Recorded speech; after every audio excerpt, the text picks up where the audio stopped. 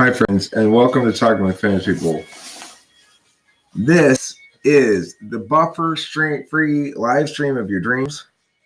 If you experience any buffering, just let you know I want to hear about it. Okay?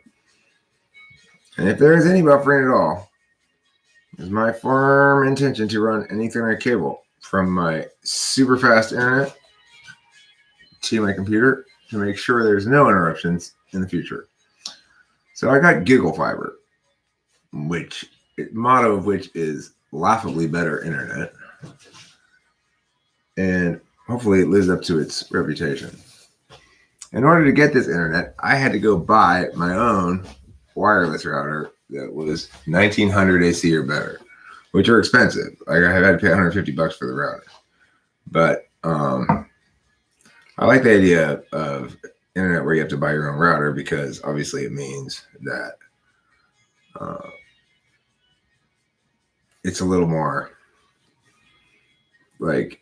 techy than just something that a random person would want to do. So anyhow, I thought I'd take advantage of the new internet and try it out, take it for a test drive, and see if I buffer. And so far, hopefully, nobody's experienced any buffering. I understand that the ongoing problems with buffering are likely to cause people to become disillusioned with this experience because it's frustrating, it's annoying.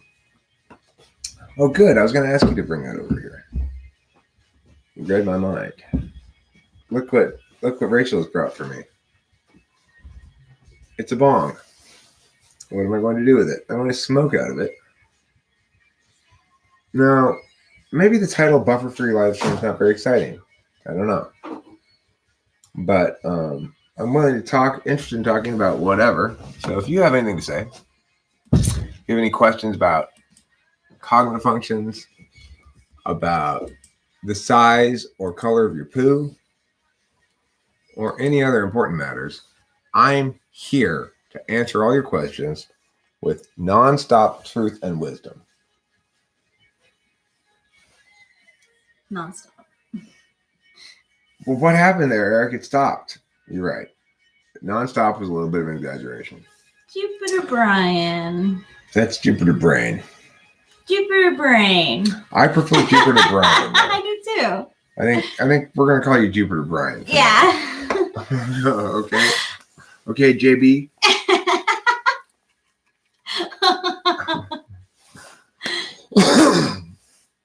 Jupiter Brian. Jupiter Brian. We'll call you Jupiter Brian because it's a mix between Jupiter Brain and Jupiter Brian. Brian and Jupiter Brian. Jupiter Braun. Your Jupiter Brain, your Jupiter Braun combined with Jupiter Brian, which means Jupiter Braun. Brian. Hey, you losing fans, I see. Am I? According to whom? My subscriber numbers haven't gone down. Total watch time's not gone down. I mean, it goes up and down. Certainly, it's generally probably around the best it's ever been. Got the most engagement I've ever had. Yeah. So no, I'm not losing any fans. Or I mean, sure, I am losing some. Always losing some, gaining some. That's life in the big city. Ultimately, this channel is my autobiography before all else, and the means by which I engage with the world, I suppose. It's not a way of getting fans. As I said before, the motto of this channel is friends, not fans. Ricard Balanzwana, are you left wing or right wing? Neither. I'm a correctist. I'm what's known as a correctist. And that means I'm correct on every individual policy specific. And I'm not describable by a group. I'm not reducible to a member of a group. So what I choose to do is instead of being either left wing or right wing, liberal or conservative, libertarian or authoritarian or whatever, I'm just correct about every specific issue. Why? Why would you say fuck you to me? Why would you choose to be part of a group rather than be right about everything? I mean, I can establish that I actually am correct about everything too. For example, Ricard Balanzwana, if you were to disagree with me about a specific policy advocacy, I would explain to you why you were wrong, and you would not win the debate at all. I definitely win. So, that's it. Nothing else to say.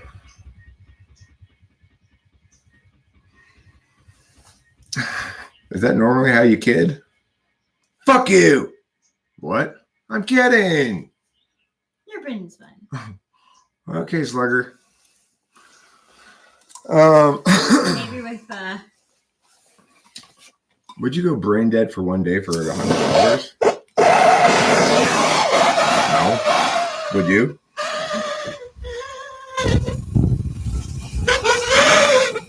I don't know why I just got up.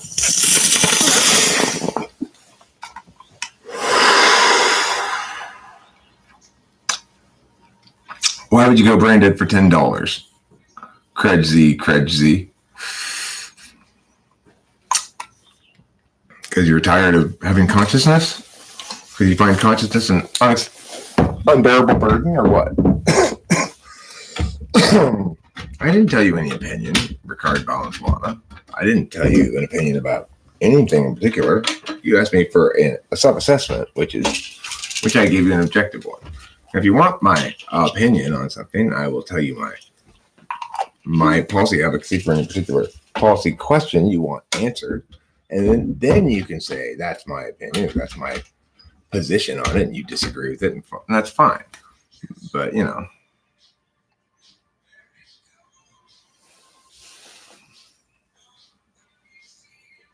it's a bit tiring to be conscious of it. A little break would not be all that bad. Well, have you considered sleeping? That's what sleeping is for. That's what I was going to suggest. KK. It's like a little break from consciousness every day. Every day. Based off what you said about metaphysical and physical functions, can an INTJ's TI take place, suppress TE? Well, Jupiter, Brian, I will tell you this about that. You got to pull it straight. Here. INTJs are like ENTPs. We have the T in the tool function. Hi, Dad. Does your fiber giggle? Yes. Yes. All right, we're going to lunch, Okay. and I'm going to give her a pill and a half at 12:30. Okay, that's great. That's a great idea. You saw it yesterday. Yeah. It was pretty brutal. Yeah. So we'll see how that works. Once she settled down, it was fine. Great. It was, yeah. But it was that half-hour period where it was just Yeah. toe-to-toe slugfest. Nah. Okay, cool. So, okay. All right. Wonderful. So, yeah, I'm taking the new internet for a test drive. Wonderful. I want a beverage.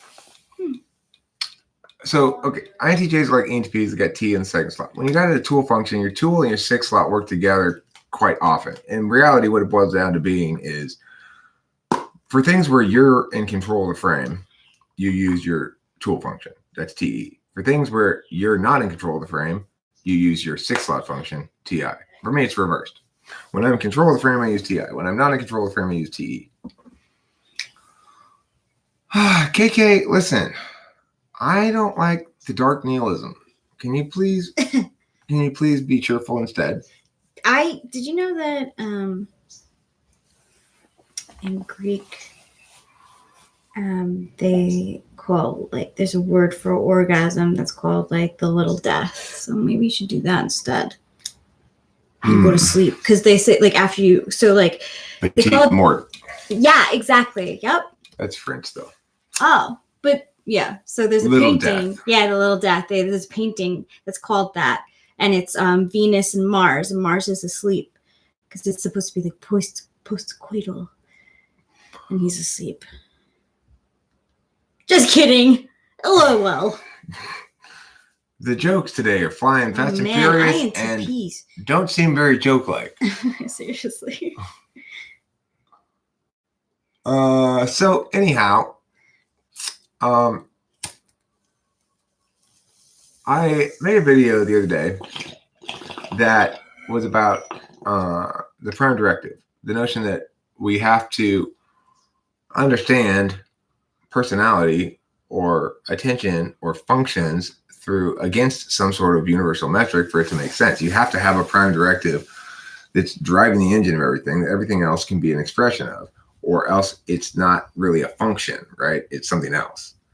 And when we talk about cognitive functions, what we mean is will executing in an intentional manner on various things, or intention executing in an intentional manner on various things. So this stuff, I'd draw the distinction between willful behavior and intentional behavior, rather than calling it conscious and unconscious. Like backslot shit's intentional but not willful, and front slot shit is both. It's both intentional and willful. Women can't help which guys they are attracted to. It's biologically wired into them. But wouldn't that be the same for men? Right. That was exactly the thing that popped into my head. Okay, so you're saying guys choose who they're attracted to? I don't understand. Can an ENFP win a debate with an ENTP if the ENTP is brain dead? Yes. Yes, that is the correct answer. Correct. Yes, the ENFP can win that debate because ENTP will be non-responsive to all of ENFP's points, no matter how bad they are. Can I brag to you for a bit? I pulled the judgment card for you today. Did you? I did. And what do you think? How do you interpret that? You're doing a good job. That's a weird way to interpret that. Good morning, binary thinkers. Hey, Angus here. I'm a non-binary thinker. I'm a meta-rationalist, okay? Although maybe I'm not. Maybe I'm not. Okay, maybe I'm not. It's all fuzzy. Just kidding. Just kidding. Jokes. Terrible jokes flying around left and right today. I prefer to be dead. Just kidding. Okay. I know. That's why I fuzzied the fuck out of it, Angus. I mean, maybe I did. Who knows? It'd be hard to actually go around trying to be non-binary all the time. Basically, not using language or just being like an INFP and humming and hawing about everything. Can one convert between socionics and MBTI? That is to say, can I type myself using info from one system and convert my type validly? Well, the answer to that question is there's only one correct typing for you. And to the extent that it agrees with both those systems, then both those systems were good enough to get it right. To the extent that either of those systems disagrees with it, then that system is, the flaws of it were significant enough to get it wrong. And the way to avoid that question entirely is to have you type by within a correct framework, right? The correct framework's available. It's the one I presented. We have a prime directive where we can actually define everything meaningfully back to a central, overarching, urgent, sort of ontological drive. It's broad enough that it can explain everything. Like everything can be termed through that without it being reductive. Sorry. Rachel, you committed the ultimate crime. It's all over the place. It's all over the place. Look at that, Rachel. We can't live in this room anymore. Now we have to move. God damn it. We just put the fast internet in. I know, and then you had to ruin everything by spilling boiling water. This isn't what I want. I want a beverage. Can I have a beverage of some sort? Just kidding. How do you know there are only 8 cognitive functions? Human brains are very complex. Excellent question. Sejors Moores. And I would like to answer it right now. So what we do know is that we can actually articulate how certain kinds of ways of paying attention are different from one another. Okay. Additionally, we know that there's a relatively finite number of ways to model the information flow. We've got agents who are either putting out information, getting information, receiving information unsought, or interfacing with individuals or other agents, right? It's like interfacing with dynamic systems, interfacing with static systems. If we're going to begin talking about personality, we have to begin talking about what is the human experience actually like. So the question then of how many cognitive functions there are, quote unquote, is really one of how many permutations of information flow are there. Since there are 4 kinds of information flow, because when you parse out human experience, you realize that people experience things in 2 distinct domains, reality and representational reality. So words can have a huge impact on you, but so can being punched in the face. And those are different kinds of impacts. We use metaphor a lot of times to conflate the two. We say, I mean, it was like a punch in the face when she told me that. I didn't know what to do, So the thing is, we begin with sort of an overarching view of what humanity actually is and does. And then we start to parse out, okay, well, what does putting information on a representational plane actually look like? And the answer is talking. Very simple. People talk. That's indisputable, right? What does action on a physical plane look like? Like punching someone in the face, let's say. It's indisputable people do that. And it's also indisputable that whether or not you respond to a given circumstance with talking or punching somebody in the face has to do with the circumstance, but also has mostly to do with the person themselves. So I will respond to agitation with talking. Somebody else might respond to agitation with running away. Somebody else might respond about, and those individuals will consistently display the similar behaviors under similar stimuli. So the question is why? Why do they retain that? And the other question is, why is there other people who seem to have the same pattern of responsiveness? Well, when one actually parses out the totality of all the things I just said, it produces 8 distinct cognitive functions because there are 4 distinct ways of paying attention on 2 distinct platforms. Now, you might say there are elements of life that this does not encompass, this model does not account for. Remember, it's a model of attentional channels. So if it doesn't account for something that's not related specifically to attentional channels, in other words, the aspects of cognition that are functional rather than holistically indescribable or something, then we need to be able to operationalize what we're talking about. That is to say, make the term have weight or impact or significance within a given frame as defined by the overarching frame, which in this instance is explaining personality. You know,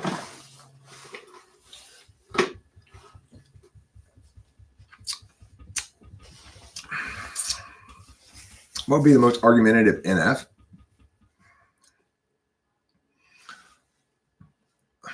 ENFP, for sure. For sure. So yeah, so George Moore's, the point is, it is true that human brains are very complex. It's also true that human behavior is not really that complex. Like half of what human experience is externalized to some extent and can be interpreted, viewed, made into data by external parties. So, where are the hats? Oh, they're in the box on the other side in the kitchen area. They're in I think a pink box. They just sort of say what you're not doing. They go, you're just not understanding. Just not understanding these people about their feelings and their experiences, and you're not hearing me. No, I'm hearing you. You're not saying anything.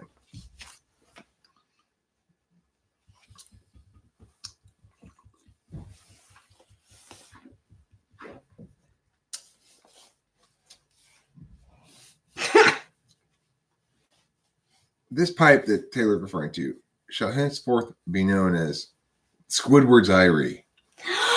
Squidward's Eyrie? Definitely. That's so it. And I would like you to pen me, please, with the new pen. Oh, where is the new pen? Did I lose it already? No. Here it is. TOC. This is a link between the two of us, by the way, because TOC in debate, the Tournament of Champions, probably is in softball as well. And softball is something that links to baseball, which links to you. Cool. Except I don't know if I can take this thing off.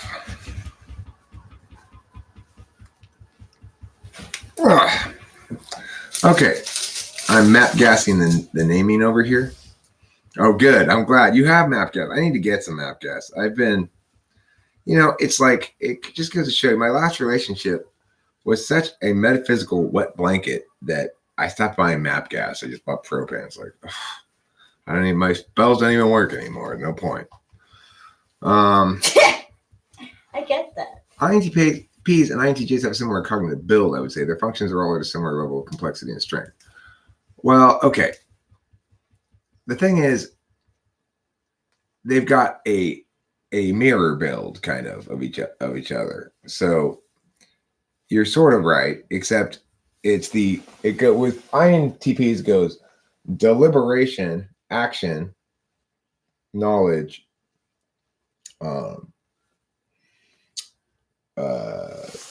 interface. Thank you. There you go. Yeah. Deliberation, action, knowledge, interface. But with INTJs, it's knowledge, interface, deliberation, action. So they've got a different arrangement in terms of priorities. INTJs are knowers. Now, INTPs are double knowers. So this is why you're sort of right in the sense that the 6 slot function of the INTP is consistent with their metaphysical nature, whereas their 3rd slot knowing SI is not. So they have both in, like their SI gives more way to their 6 slot NI than say my FE gives way to my TE. So in that regard, they have a more closeness with their 6 slot function than I have with mine, and thus have a more closeness to your dominant function as INTJ. In that regard, you're sort of right. And concurrently, similarly, the NI Dom with the TI 6 slot is consistent with their dominant function, whereas their 3rd slot FI is inconsistent with their dominant function. So they too have a more balanced kind of 6-3. However, the 2 is consistent with the 3 in the INTJ. They're both physical. So they're more, INTJs are more balanced than INTPs. INTPs are very unbalanced.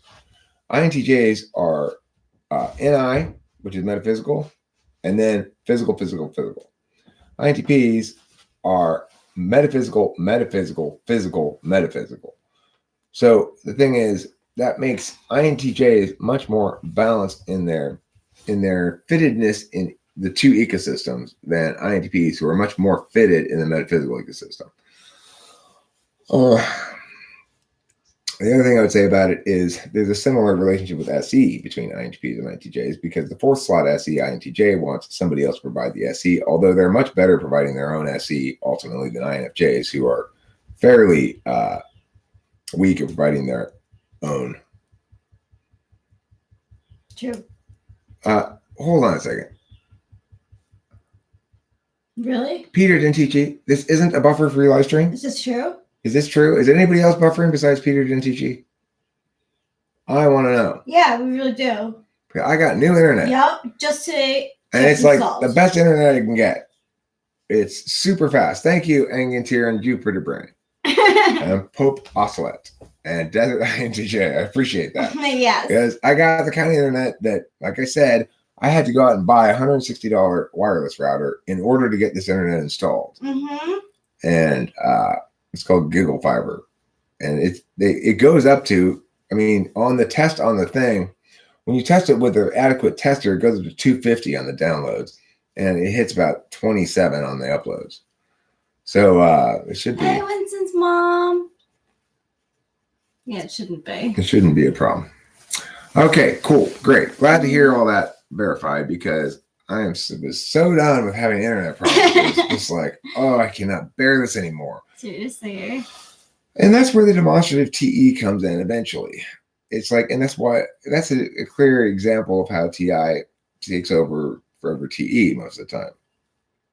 My TI assumes that the life exists in a conditional time frame, so that, you know, being inefficient and losing time to buffering and problems with the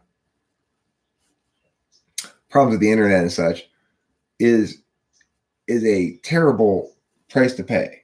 But TI doesn't care, because it just lives in conditional time. Real time doesn't matter. So I'm losing some hours here and there, whatever, blah, blah, blah. It doesn't affect the overall flow of my thinking. My TI is unaffected by internet problems. TE is affected by internet problems. You know, my SI is internet problems. Lots of things are, right? FI, my TI is not. And so it takes me a little while to stop using my tool function and go, all right, let's solve this fucking problem. And often it'll require my dad to motivate me, like this one did, where he's like, son, I'm tired of you being on my internet. And I was like, okay, He was fine. happy about it once he understood what was going on. Right. So anyway, Rachel. Yes. Angantir. Today I learned my true node is in Scorpio. Where's your true node? Taurus. I keep my true node right beneath my undercarriage. Yes, he does. It's my chode. My true node is my chode. Aries, second house at the cusp. At the cusp of what? How many people are there in hell? I mean, first of all, let's talk about hell as in the Buddhist sense of hell is the suffering we find ourselves in during life. I'd say a lot of people are in hell. I think few people don't have at least one foot in hell. True that. We've been there. I was talking with Rachel this morning about how people have a lot of defenses up. And it's very difficult for people to trust each other. Yeah. It's easy for people to trust each other to maintain basic social norms generally in communications and have sort of pleasantness between them. True. And it's very difficult for people to trust when things start getting a little closer than that. Yeah. I wanted to tell you that I took this color quiz thing last night. Mm-hmm. And here are the results. It was based on the colors you choose, you see if you're, what your personality is like, and part of it is introvert, extrovert. This is for you? Mm-hmm.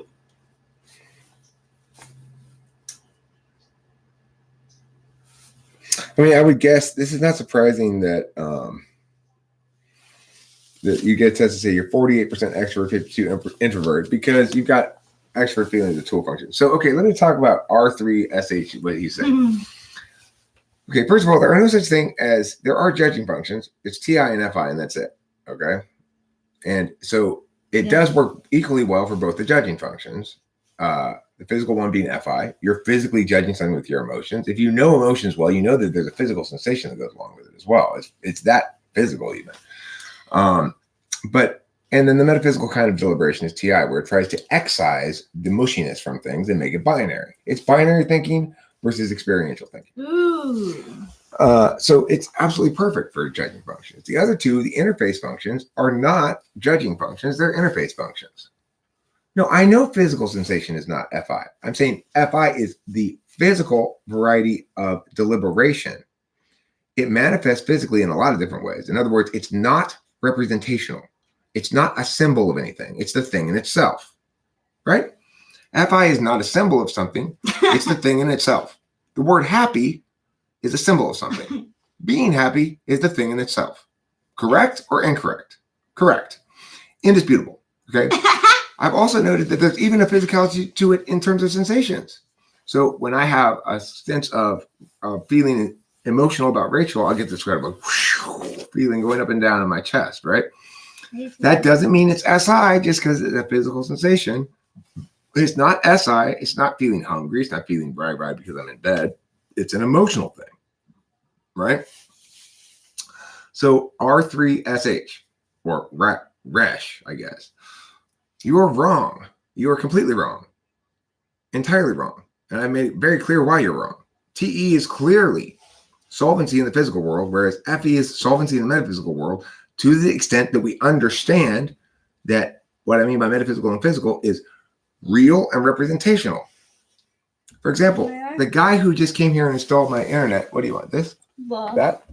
This? Yeah, okay. He had to know how to do all this shit. He had brought a ladder, put a line, all this stuff, right? That's real. Now I have different internet. He did not come here and make me feel better about my internet. He didn't come here and say, you know what? Your internet's actually great. You don't need anything. Who could complain about this? Everyone's going to love your current internet. Right? If he had said that, he would have taken an FE approach to a TE problem. Mm-hmm. Okay, yeah, I'm doing that right now, Resh. So the thing is, we have different kinds of dynamic systems. We have representational dynamic systems, which manifest as social systems, FE. Like the reasons why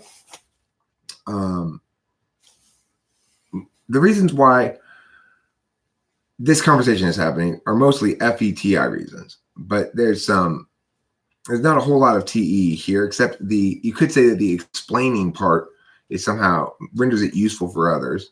and that I necessarily must explain it well, and that's my demonstrative TE if I'm going to get people to engage me on the FE level at all. But regardless, the metaphysical types are better, probably more intuitively understood as representational or symbolic. Okay, the plane of representation or symbolism makes more clear what I'm talking about than metaphysical physical, and the physical being realities. So if you take it back to the prime directive, what is the prime directive? Every human being is ultimately driven on a prime directive level to conform realities and expectations. Well, how does one do that? What are the finite number of strategies that one can use to do that? Well, turns out there's sort of a finite number of configurations, because any given strategy implies certain other things. If I'm going to try to avoid being surprised by anticipating all the possible outcomes, then I'm not going to try to avoid being surprised by making sure I've got all my existing resources kept track of and positioned well for whatever might happen. So those are two contradictory processes. If I'm making sure that there's a fundamental ongoing expectation in everybody to feel basically good, to feel not super hungry, not sick, not uncomfortable, not in pain, not experiencing sorrow. And when the world doesn't conform with that, then you're upset. It causes you problems. If you have discomfort on an ongoing basis, whatever it is, it causes you problems. It runs afoul of your fundamental expectation of a static equilibrium of comfort.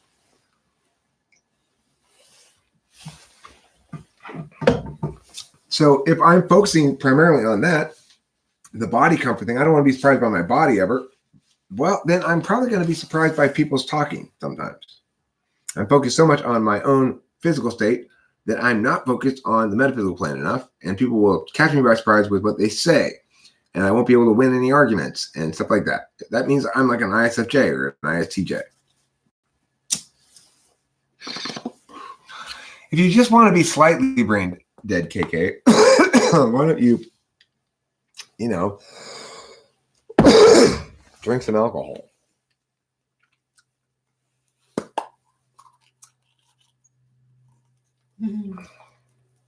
Planes are landing in your house, Rosemoose. I have told you, you've got to be a little more stern with those airport people. Okay, after flight 99 is not good enough. Say no more starting right now.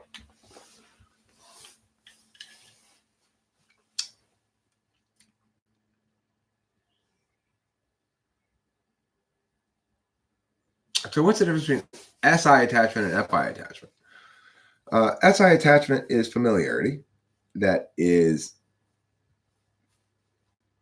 basically it gets points for being consistent. It gets points for being around consistently and being the same for extended periods of time.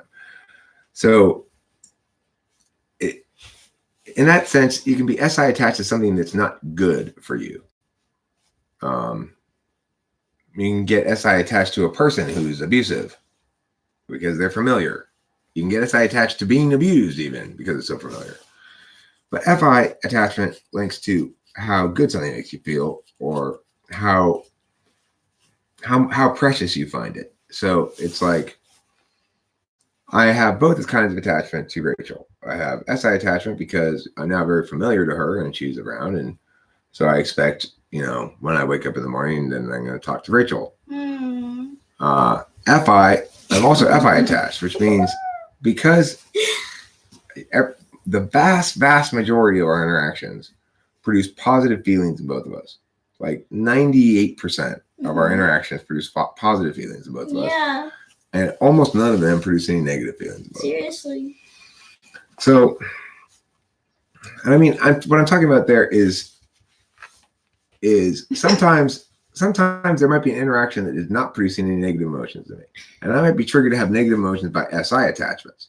So in the past, this sort of conversation topic would lead me to feel bad. That's a SI understanding in FI terms. And so from an SI sense, I'd be like, I'm attached to my expectation there that this is going to make me feel bad. So much so that when the conversation actually doesn't make me feel bad, I still sort of feel bad. and then I have to process that, and I have to adjust. And that's me basically saying any TI. Yes, it was, etc.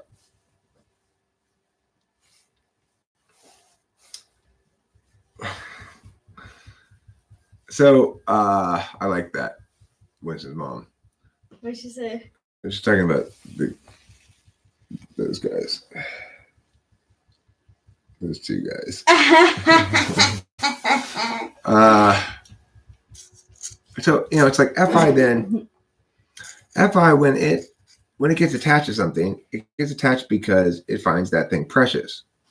So it's why you can say a kid gets in trouble and you go, well, you're gonna have to miss recess, and the kid goes, I don't care. Why? Because he's got his phone and all he do at recess was play video games on his phone anyway. Well, that means recess is not very precious to him. His phone is precious to him, though, because he associates his phone with his expectations. What does he expect to do at lunch? He expects to play on his phone. So if you make him stay inside at lunch, that's not going to be a punishment to him. It's not inconsistent with his expectations. True. He's still able to fulfill those expectations.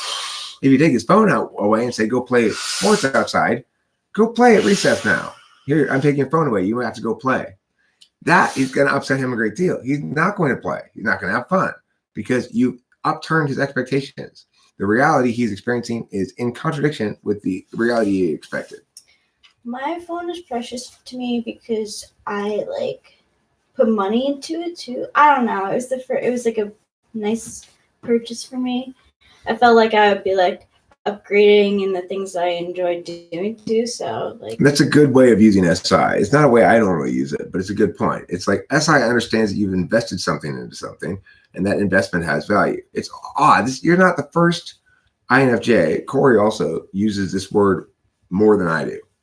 He talks about being invested in things, and I don't really use that term very much, but I get it. It's smarter SI than my fourth slot. And this gets back to the idea that the 8th slot function is what we're really the best at. I'm really the best SE user, not the best NE user. Because being the best NE user means not using so much NE. Hi, Susie. My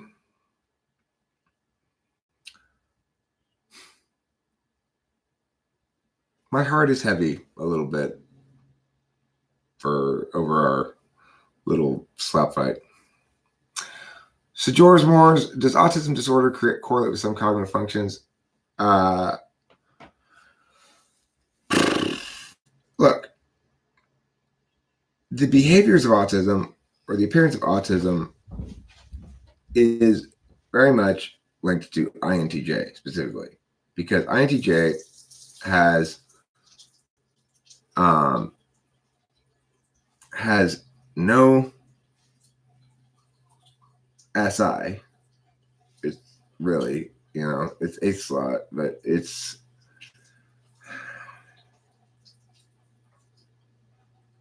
I'm trying to distinguish between why ISTJ seems less autistic than INTJ. And the answer is I don't know why, except conscious NI makes for less of a conscious grounding to the body. So the expression of the self, I guess, the INTJ, the polar FE comes out more strongly. Obviously, the polar FE of an INTJ bears stark resemblance to the same sort of verbal patterns of people who are autistic. But I personally don't believe in Asperger's or autism. I think it's just that. I think it's basically, I believe in autism. I don't believe in Asperger's, okay, is what I mean to say. I've worked with autistic students. I used to be a special ed teacher, and autism is certainly a real thing. It always correlates with mental retardation, though. It always comes along with it. It's like, to be autistic, there needs to be some sort of mental retardation. So the thing about Asperger's is it's an attempt to pathologize normal people because they bear some resemblance in their verbal patterns to people who are autistic. Autism is an actual problem. You are not cognitively normal. You are cognitively retarded in some fashion if you are autistic. That's the word. It's like that's the word we should use because that's the word that's what That's what it means. You know, mentally retarded means mentally retarded.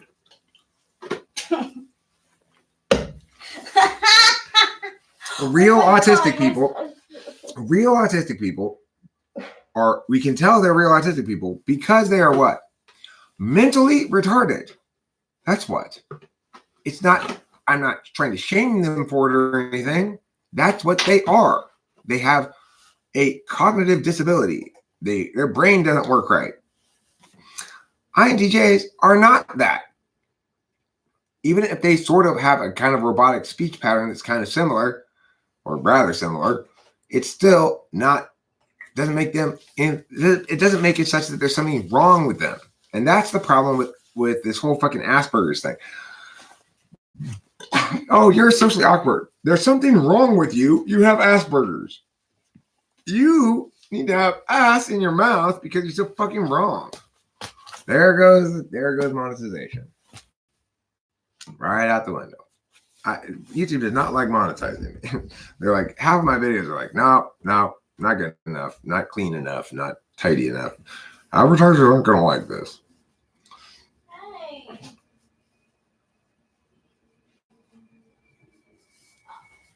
NTJs seem less capable of weathering the storms when relations go through a rough patch. This is true, and so do STJs, and the reason is that third slot FI.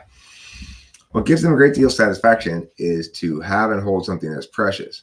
If that precious thing abandons them or won't let them hold it precious anymore, or won't be a thing to be held precious, then they experience a great deal of suffering, because just like it's like me being incredibly socially awkward and embarrassing myself. It causes me anguish for a long ass time. Like, I will remember embarrassing things I did or said or social failures from years ago, and they'll still make me cringe and go, I don't have anything comparable on FI grounds except Lacey. When I think of Lacey, I get sad. My dead dog. It's the only thing I have that's comparable at all, remotely. Shame shivers, right. The shame shivers. So that's my third slot functions. I'm very susceptible to shame shivers, and I have to get, I have to be very cautious socially as a consequence. However, I would say that probably what other people think would cause me shame shivers probably often doesn't, and what other people think wouldn't cause me shame shivers often does. There's one type's features become more obvious with age. Is it easier to type a 25-year-old versus a 10-year-old? No, it's easier to type a 10-year-old, actually. Kids are easy to type. Mm-hmm. They can't game shit. I love this picture of you. You do? Yeah. This is me in a raincoat. This is me getting a haircut. This is also me getting a haircut. That guy is cutting hair in a suit and tie for some reason. You don't see barbers dressed like this anymore, do you? You do not. I guess they did back in 1973 or whenever this was. And look, here's me at the Christmas tree. Look at Tush. And here's a lady who came with this thing that my dad made in place. She has the same roots as me. Well, you see, this is the thing I think is funny about this. My dad sort of figured, well, look, it's going to be flat. You can see all the sides and the top. There's no reason to have one on the bottom because you can't see it. Except, obviously, Dad, people are going to pick it up. Right? To him, things are stationary. Right. It's like, he assumes all objects stay. It's such a SI object permanence thing. Totally.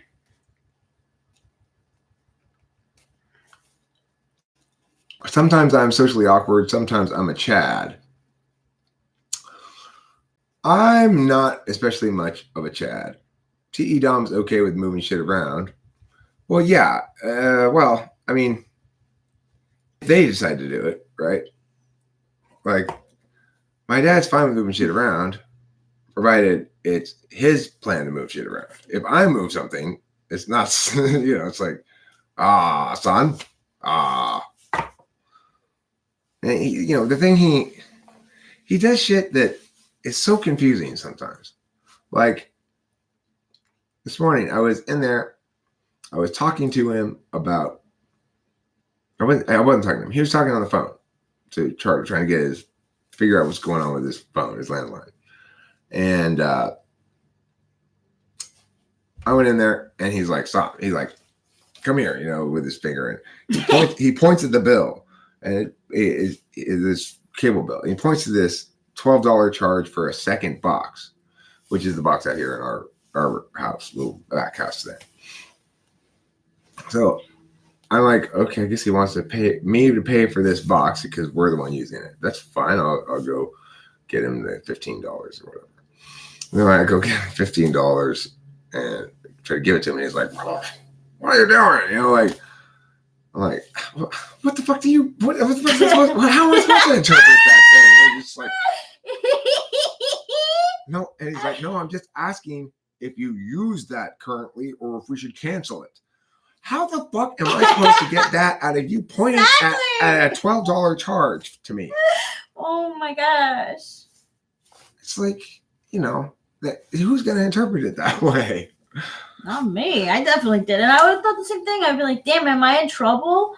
Right. I just figured, what happened? Or did they I just thought he was being David Strauss. If you're going to keep this thing, since you're the one using it, you should pay for it. He's got this weird kind of TE division of he'll pay for lots of things and then he won't pay for some things and who knows why. It's like, I don't care, whatever he wants it to be is fine, but it's always like this little walking around this weird landmines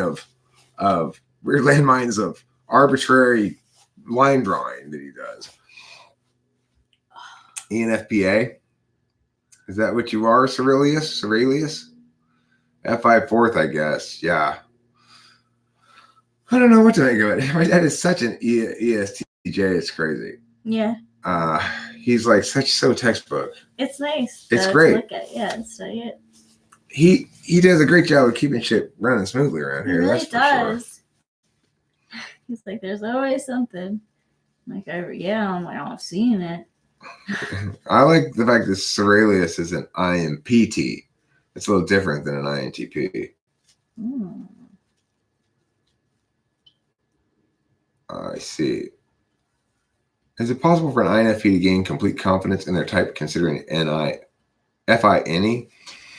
I always think I'm certain, but then something else comes up and I doubt it again. Well, Noah McFarland, I want to point something out. Even with a full understanding of exactly what's going on, you find something to be uncertain about. Even though I understand completely why I refuse to have confidence about things, I'm just unsure about whether I'll ever be certain enough to have confidence about being unsure about things. Are you doing an amusing caricature of an INFP or what? That's INFP in a nutshell. You are asking questions about whether you'll ever be sure, given how unsure you are. You're not sure whether you'll ever be sure about how unsure you are. I'm not sure either. That's okay. You're an INFP. That's the kind of shit you do. It's true. You're an STD type.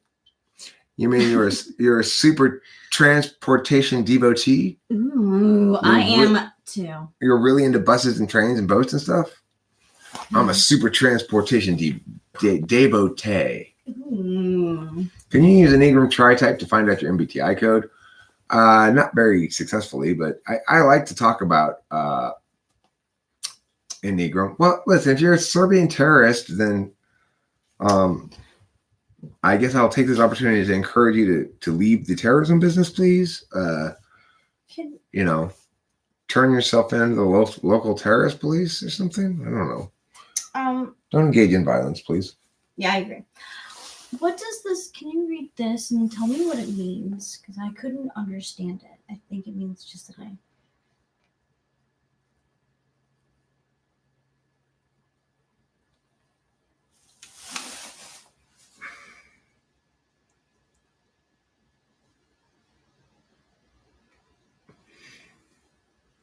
It says it has a confidence in the results of 0. That means there's no confidence in the results. That's LOL so much. I Protectors, SJs, about approximately 41% of the general population. TI and FI DOMs just go on tangents. They're pretty sure of themselves, I guess. You got to make a distinction between TI and FI DOMs by what kind of action they use. Because TI and SI, I mean, TI and SE play out very differently than TI and NE. Same with FI. You know, FI SE plays out very differently than FI NE. Well, look. INFPs are light and fluffy. INFPs have the most potential to be serial killers out of vengeance. Well, they feel most strongly the emotional impacts of things. They and ISFPs, I suppose. Obviously, if they're subject to a lot of negative emotional shit, then it's going to be a big problem. I can't find that phone, Winston's mom. Yeah. That number. I haven't had that phone for weeks and weeks. Okay, I'm still using my old phone, and my old phone is now. It needs to be charged. It's dead at the moment. Now I'm gonna pull this bong rip now, and then I'll answer Octavio Silva's question. You can put my number in. All right, cool.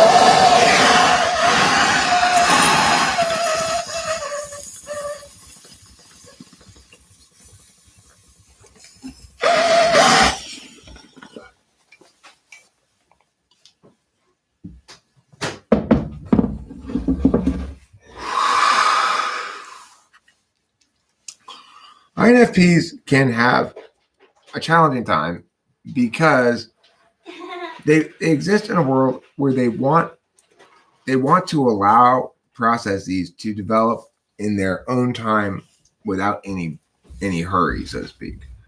And they want those processes to be able to grow and develop in something of an incubated way. But the reality is, like, for an FI dom, an INFP, she wants to get into a relationship. She's going to want to have the other person be almost a static system, such that when she goes and is with them, they spend their time together. And when she's not with them, he's just sort of waiting for her. Because the problem with the INFP's face is they need to let their FI develop for something or someone. And they can't do that in the amount of time that people afford other people in dating world these days. It takes, for an INFP to feel like they have the right kind of relationship, the other party would have to also be on the same page about the absolute primacy of real emotional connection. And also be sort of on the same page that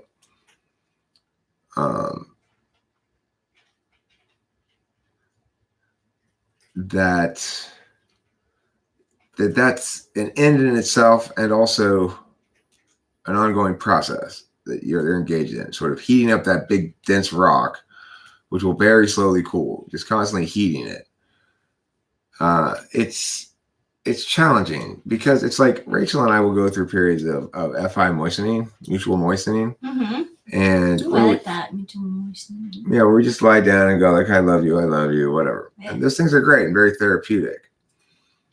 But they're utilitarian in some regard. They're ends in itself. It's like, yeah, it makes me content in that moment, feel very satisfied. Yeah. But it's also instrumental, like, okay, I need to get my moisture in because I'm feeling ontologically wrung out. Once I feel adequately dampened again, then I will feel ontologically vigorous. It's in that regard, it has a utilitarian aspect to it. It's not the end all of end alls. It's great. It's satisfying. It's good like a warm bath. It's good like a good night's sleep. But on this weird different level where it's like, it's just, the land of many waters. But impure poetry is poetry that's befouled by bits of prose. Rachel is IEI. Yes, chill ISFJ. Oh, no need to apologize. No need to apologize. The bonds of mutual lotioning, or you might say the balms of mutual ointment application. Ointment spread. We're having a reciprocal ointment spread tonight. Anybody want to come? Reciprocating ointment spread. Everyone's invited. You know, nobody gets to spread ointment on Rachel but me, though. Okay. Yeah, she's an INFJ. She just is. It's like unavoidably the case. When I thought she was an ENFJ, I kept stubbing my toe on shit. I kept going like, that doesn't make sense. That doesn't make sense. This seems like too much SI. Or this seems like better TI. Or this seems like not tool function NI. Now that I've determined she's an INFJ, I'm not stubbing my toe anymore, which means it's the right type. I'm not going, maybe she's a... she's got to be an INFJ. Is there a very day-to-day manifestation of high NI that can be used to determine whether someone is good at NI?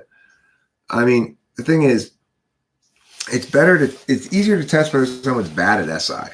And this is a good way to test for ENFJ or ENTJ. Tool function NI has a hugely difficult time, including the particularist.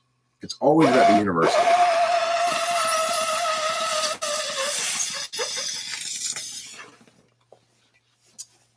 So, like, when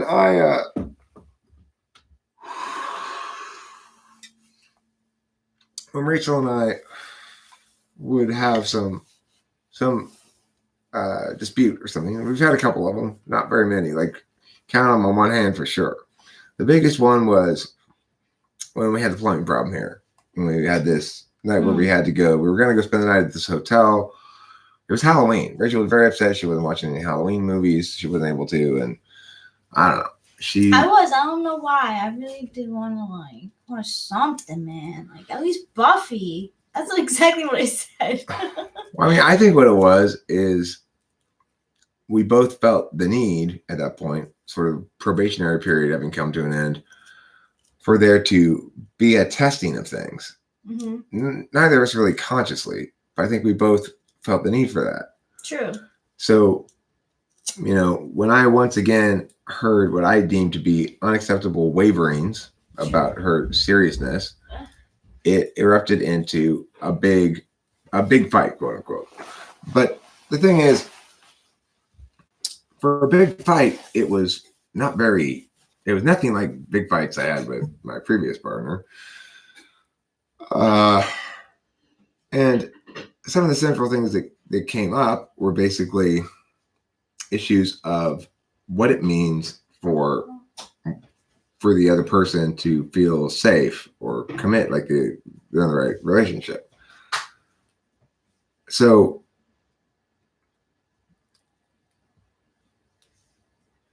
I remember what I'm looking back to here. So the thing is, when Rachel was saying things that were sort of arguing against this relationship, or at least pushing back against me, or somehow making complaints, generally being negative, right? She was usually using universals. She would often say things like, well, relationships are like, yeah. And I say, well, this isn't relationships. This is our relationship. And she'd go, yeah, okay, you know, I get you. And ultimately what happened is she sort of tested the relationship with some particular applications of universals. She said a few mean things to me. Nothing hugely mean at all, really. But she said a few mean things, things intended exclusively to hurt. Well, at the same time, constraining herself pretty well. Like she didn't cross any big lines and say mean things. She said mean light, you know. And basically what she was doing is challenging my insistence that I was all in. I had made a firm decision, and all that was left to have happen was for her to make a firm decision. What she was checking for was to see if I was really all in it would be, if I were really all in, then I wasn't going to cut her loose the first time she said something mean or made some mistakes, right? And that's not really true, Angentur. I mean, the thing is, I mean, maybe for you it is, I don't know. But most of the time, people do intentionally, people are pretty aware of how their words impact others to some extent or another, and especially Rachel is. So she was intentionally trying to attack a little bit. But she wanted to know how easy it was to get me to cut her loose. And the answer was, no, Susie, of course not. We don't have any difficulties. Yeah. Of course not. I want her to be completely honest. But you're making problems where there aren't any. This is perfect.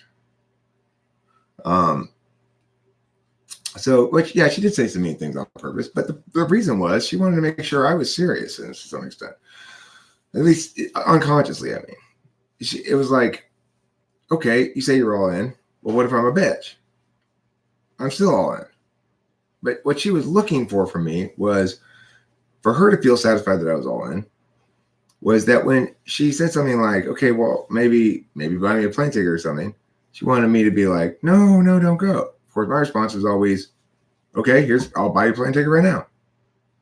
Let me go get this thing from inside. I gotta go pee. I'll be back and I'll buy you a plane ticket. And my explanation as to why was always the same. I don't want to be with someone who doesn't want to be with me. You need to make a real decision. So what she got ultimately was exactly what she needed and was looking for. Somebody who was genuinely all in committed, wasn't going to leave her just because, yeah. And also someone who was not going to try to control her into staying one way or the other. Wasn't going to try to guilt her into staying, wasn't going to try to emotionally manipulate her into staying, wasn't going to try to leverage her into staying, would facilitate her leaving if that's what she wanted. That I was not all in committed out of fear. I know I could get another chick if she left me. So that's what makes no, it wasn't bad. It was, and the great thing about it is after the testing, we talked it all out. We resolved everything. There's no leftover baggage. There's no unresolved matters.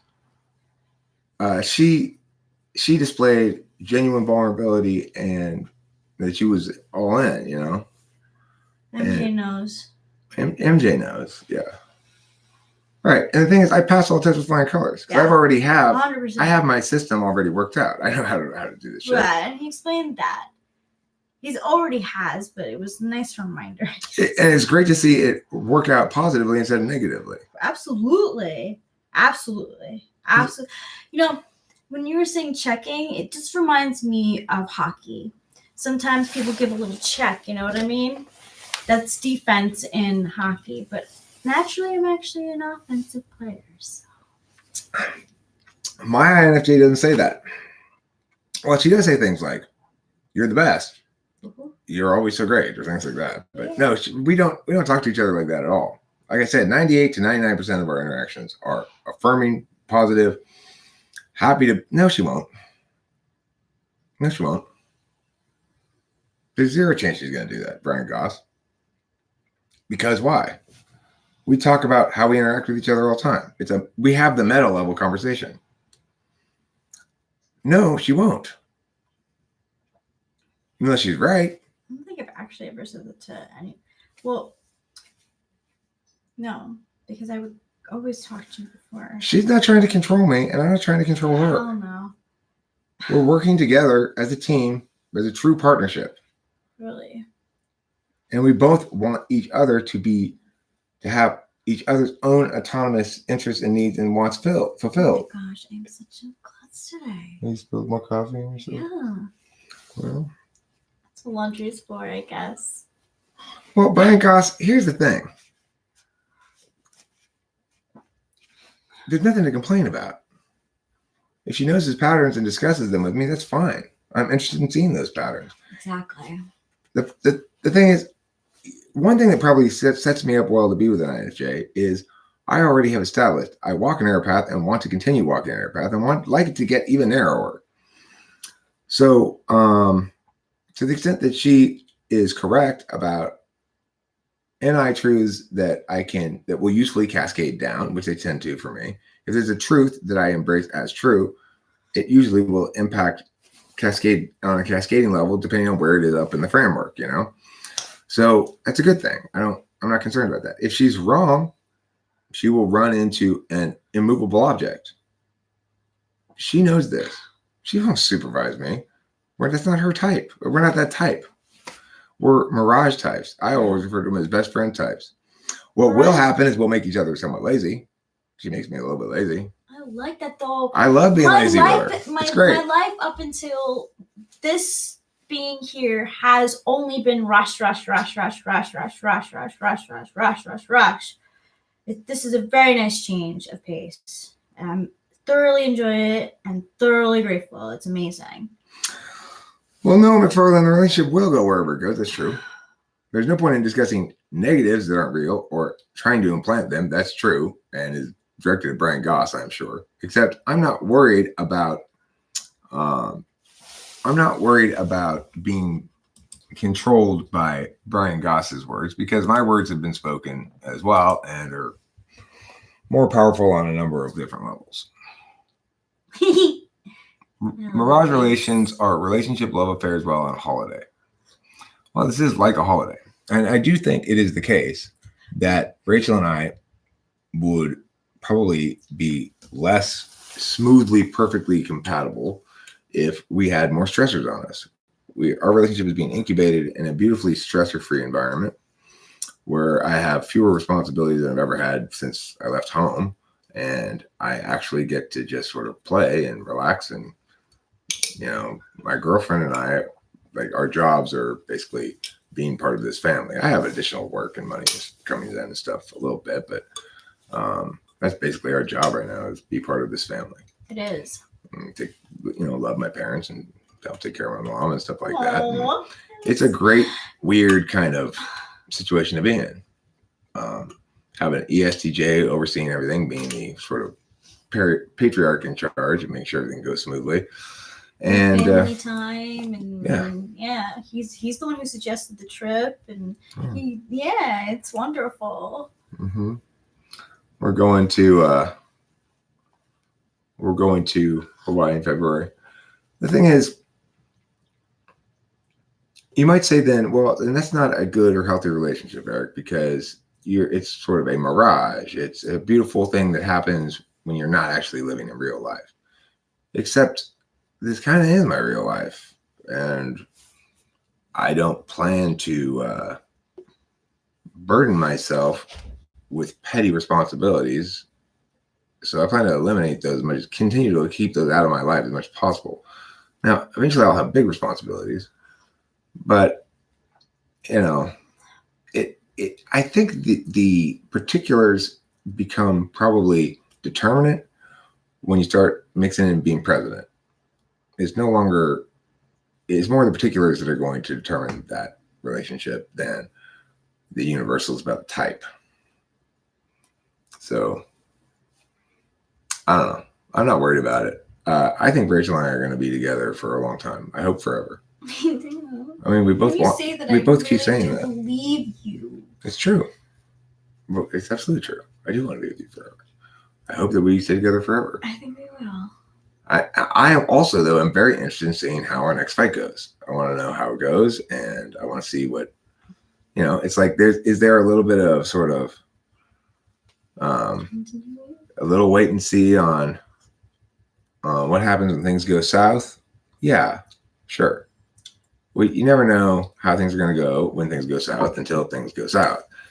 We got a series of bad events happening, and all of a sudden fires burning everywhere, and we got to put the fires out. They needed her on the team still, and is she still on the team at that point? Is she still fully on board? We'll see. Well, 7 wingmakers are usually good like that. I mean, I think we're both loyalists. I'd like to think that Rachel and I both place loyalty at a high value. Yeah, when I took that color thing, it said something like that too. Dolan. Brian Goss said, sociological supervisor role is not what I'm talking about. INFJ knows patterns in relationships. She doesn't say anything. It's because she doesn't want drama. Or it could be because there aren't any problems to notice.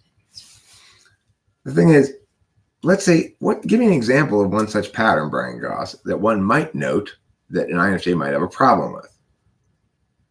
And also answer, is it the case that such a problem is a legitimate problem? Oh, excuse me. Or is it something else? I want your opinion on what Winston's mom is saying. Today I tried to see how far I could see you together. I think you were too close, but the fit feels right.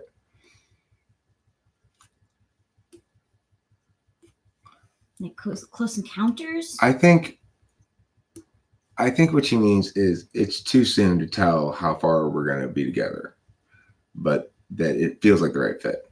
I think that's fair. Is that correct interpretation of your words there, Winston's mom? I got to say, I should mention also that Cameron and I went to see a tarot card reader when we went to the carnival when we were engaged. You did say that. And tarot card, even though we were engaged, the tarot card reader said, "Yes, that's right. You will not get married." She was right. That's so true. And we pulled out the Lovers card yesterday and the Soulmate card, so that's a really good sign. It's two of them. Plus, we both really value the Ten of Cups card, and that's also another very loving relationship card. So I think, the fact that that dude, that's forever is the thing that I probably need. Brian Goss, I'm saying, can you give me an example of a pattern that an INFJ might point out? If you specifically, what's the power of the devil? I'm sure what he's talking about. Get that. If you want to specifically point out one of my patterns, that's fine. Go ahead. I'm open to critique. If you're right, you're right. Go for it. I'm not avoiding critique. This is the thing that. Do you want to see me? Oh yeah, you can sit here. You want to switch places? And I want to know what the power of the devil is. Yeah, that's what I'm asking about too. We're talking about tarot and stuff? I don't got the devil card in my deck. Look, the deck we use doesn't have a devil card in it, interestingly. It does not. And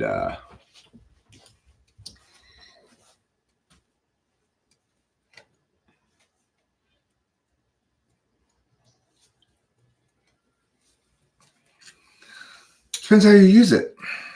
Exactly. And Eric is one of the most positive people that I know. So, I don't use it to predict the future. Hey. It depends how you use it. I agree. It's dangerous for people who aren't very experienced and understanding metaphysicians to use. Right. I agree with you. You three. But I am an extremely experienced and understanding metaphysician. I place it in the right frame, so it's fine. Uh-huh. Any message inconsistent with the Slavs is impossible to be correct, as far as I'm concerned. So those are the interpretations we eliminate immediately. So there you go. It's now a subset of, it's a means of Slav speaking, not something else. You got to keep Slavs predominant, of course. Yeah, it's got to play that. It can't be predominant. It's a case level argument, not a framework argument. These are the things that I feel. These are the things that you feel? Yes. First, you feel like a spirit child. Spirit child. Next, you feel like a sublime and healing healer. Healing, sublime, moody, and calm. Sublime is a good band, in my opinion. Mm-hmm. And finally, you attain the world. You're a naked lady with a thing around her neck. You got 6 in each hands. Yeah, naked lady of the world. Would you still like to make a wreath? Yes, I would. That's something we could do today. Okay. We could go up to the mountainous regions and find boughs of pine to twist into a circle. Yay! I've never done that before. Yes, good idea. A wreath. Wreath, a laurel wreath. A wreath of slab celebration. Maybe a slab day wreath. It needs to be a holiday called Slab Day. Yeah. And Slab Day is the day when we hang a wreath for the slabs, just to give the slabs a nice bullseye to shoot their will directing ways into.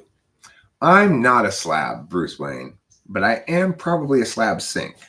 Now, no, being a slab sink does not mean you're like the most slabby. It actually means you're a sink of slab energies, then sort of spill over on, and other people get most of the slab energies ultimately.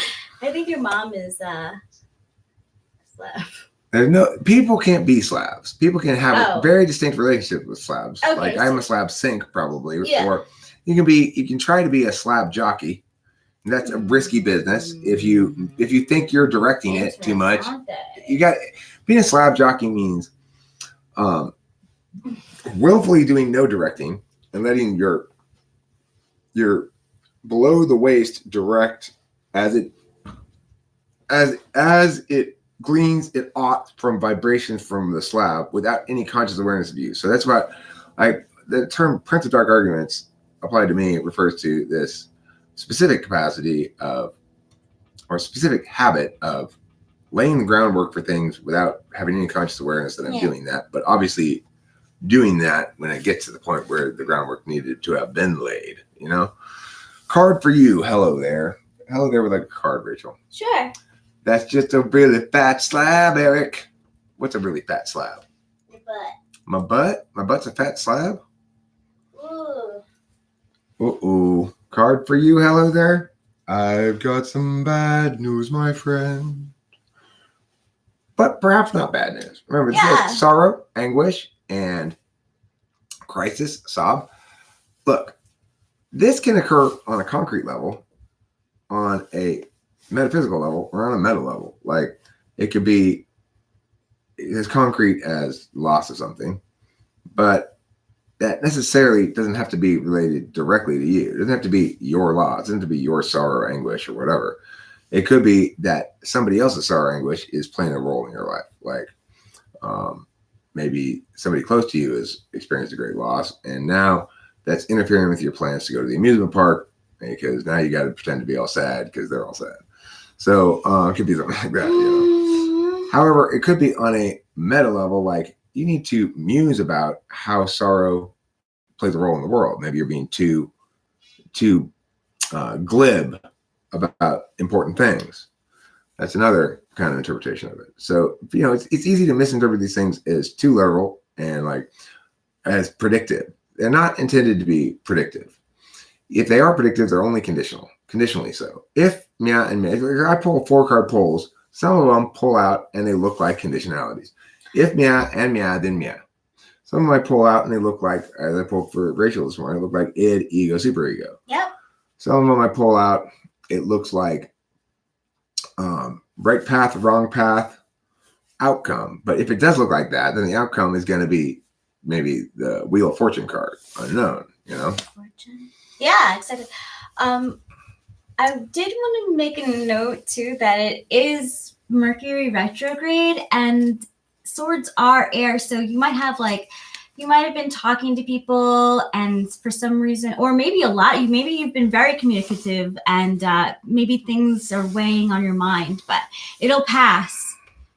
It's good to sometimes get that stuff out. So Brian Goss, why won't you do the thing I keep requesting of you? I want you to give me an example of something specific, like pointing things out, pointing what kind of things out?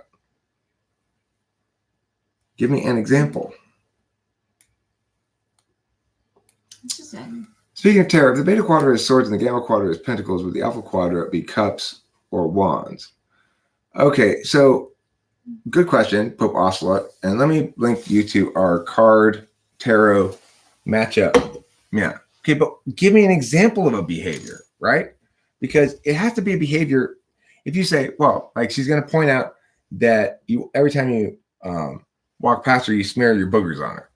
Well, I don't do anything like that, so that's not going to be pointed out. So you got to give me an example of something that they're likely to point out.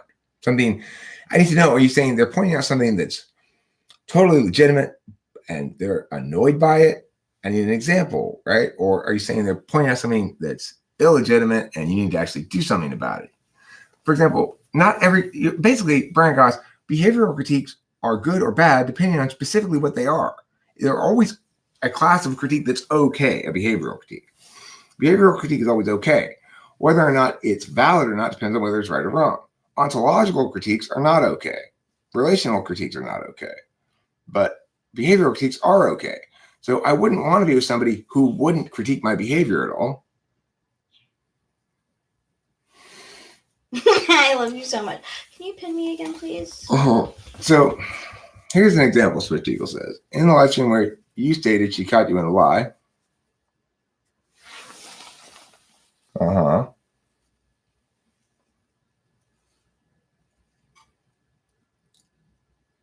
But you mean she pointed it out that I lied? Well, I want her to do that. Obviously. She was right to critique that behavior. That behavior is worthy of critique. I had, in fact, engaged in a behavior that she ought to have critiqued. She did critique it. I am grateful she did. That's not a problem. The thing is, Brian Goss, sure, no problem. Hello there.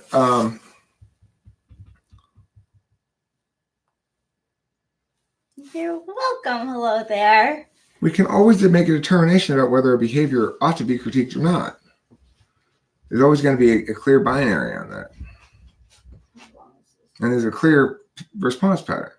So it's like, okay, if you're critiquing a behavior that is totally legitimate on my part, I get to decide at that point whether it's important to me or not.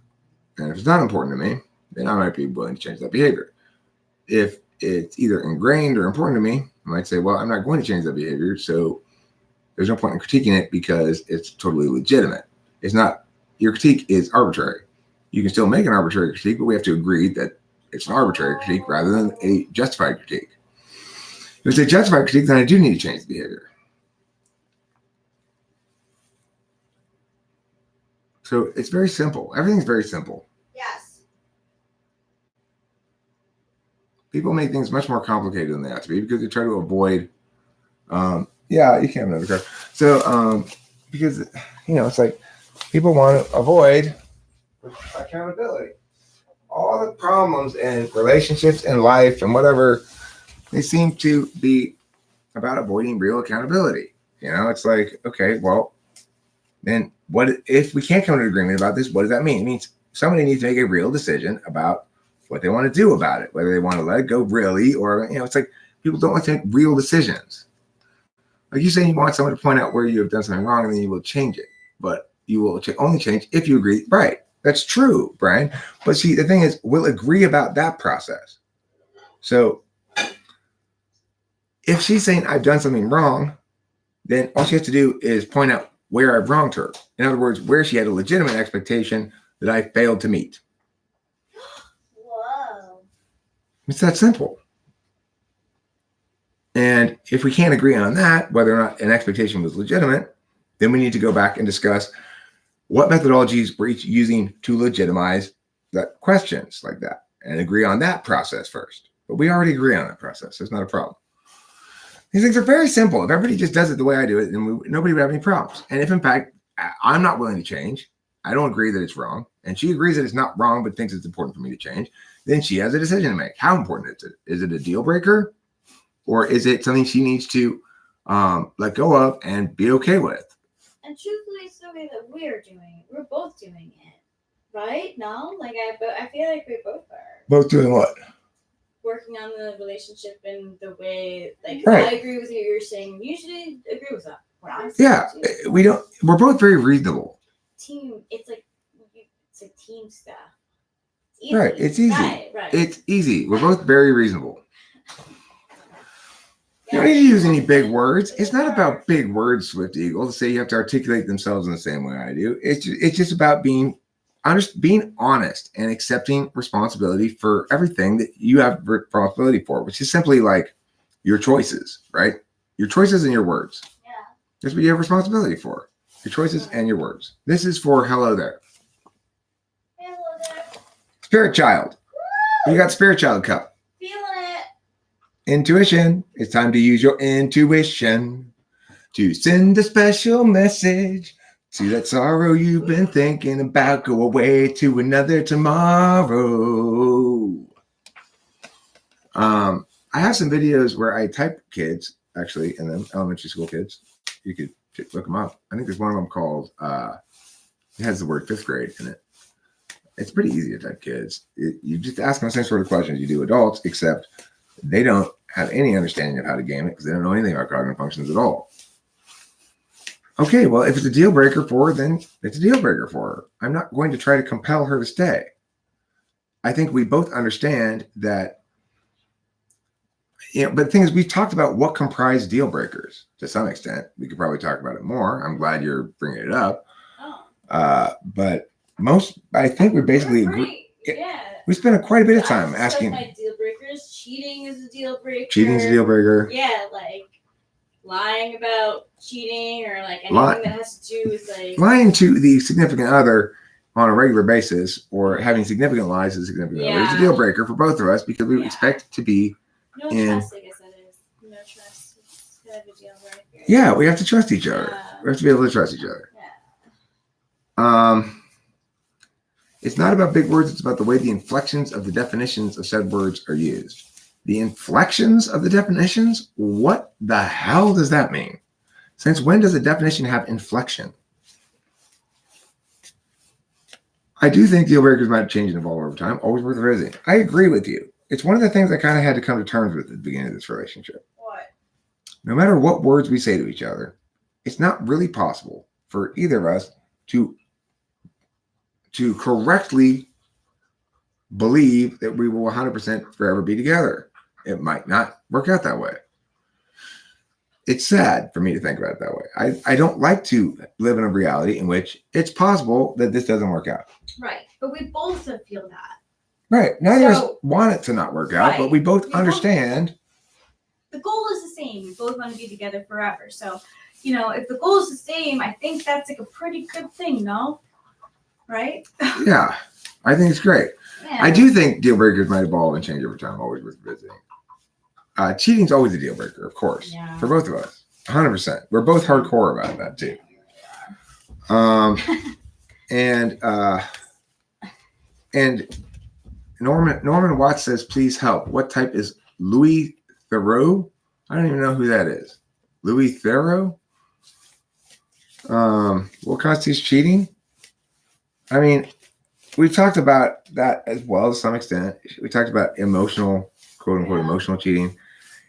I just don't. I mean, I think we both understand if you're being more intimate with somebody else than with your partner, it's a form of cheating. Whether you're being more emotionally intimate with somebody else, or you're being more sort of telling secrets to that person, but not to your spouse or your significant other, that's not kosher. It's like, I think we both are on the same page about that the innermost circle is us two. It's always got to be that physically in every sense. And we don't want any third parties involved, period. Right. It's like, we don't want neither of us is looking to, hey, let's see if Judy will fuck us. That sounds so stupid. Right. Rachel, Eric, do you have any favorite writers? I do. I like H.H. Monroe, also known as Saki, S-A-K-I. He's probably my very favorite. I like Sherwood Anderson. I like Nathaniel West. Those are probably three of my three favorites. Can you say not science fiction? Shakespeare? I like Shakespeare. He's is he considered a writer? Or yeah, he's a writer. He's a playwright. Yeah, he's a playwright. I like Shakespeare. Hemingway comes to mind, but I honestly only really liked The Sun Also Rises. Oh, yeah. Okay, Hemingway's great. He's good. I like him. Jack London was really good until he got too much of a drunk. Sherwood Anderson wrote Winesburg, Ohio, for example, and other things. Could you lend me that tarot thing you said earlier when I brought up quarters and suits? Oh, yeah, right. Thanks. Forgot about that. Oh yeah. It's not done yet. Yeah, but it's great. They get to see it. You can see it in progress. Well, what happened is I started doing this and then I got distracted by making my own tarot-esque deck. But what I'm realizing is that the key to the tarot thing, the tarot deck that we're making, Rachel, this is sort of an NI realization that's happened to me, is it has everything to do with the pictures. It's like the concept's fine, but until each of those cards has a colorful, eye-catching picture that has a lot of symbolic depth to it, then it won't ever have its like a grasp on the imagination. I agree. Well, let's see if I can find that thing.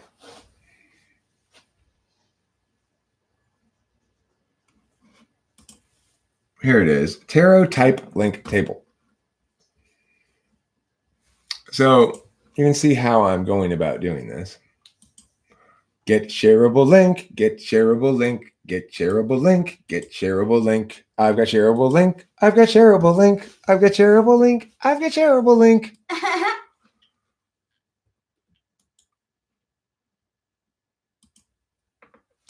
I really do want to like make that song with you. That'd be fun. Yeah. The spirit child is me. Do as I do. Spirit child is a card that indicates that you are using your intuition in a fairly play-like way. Yeah. The pages are associated with the Fool, so like water is emotional stuff. Feel good. Do what feels good to you today. In a playful way.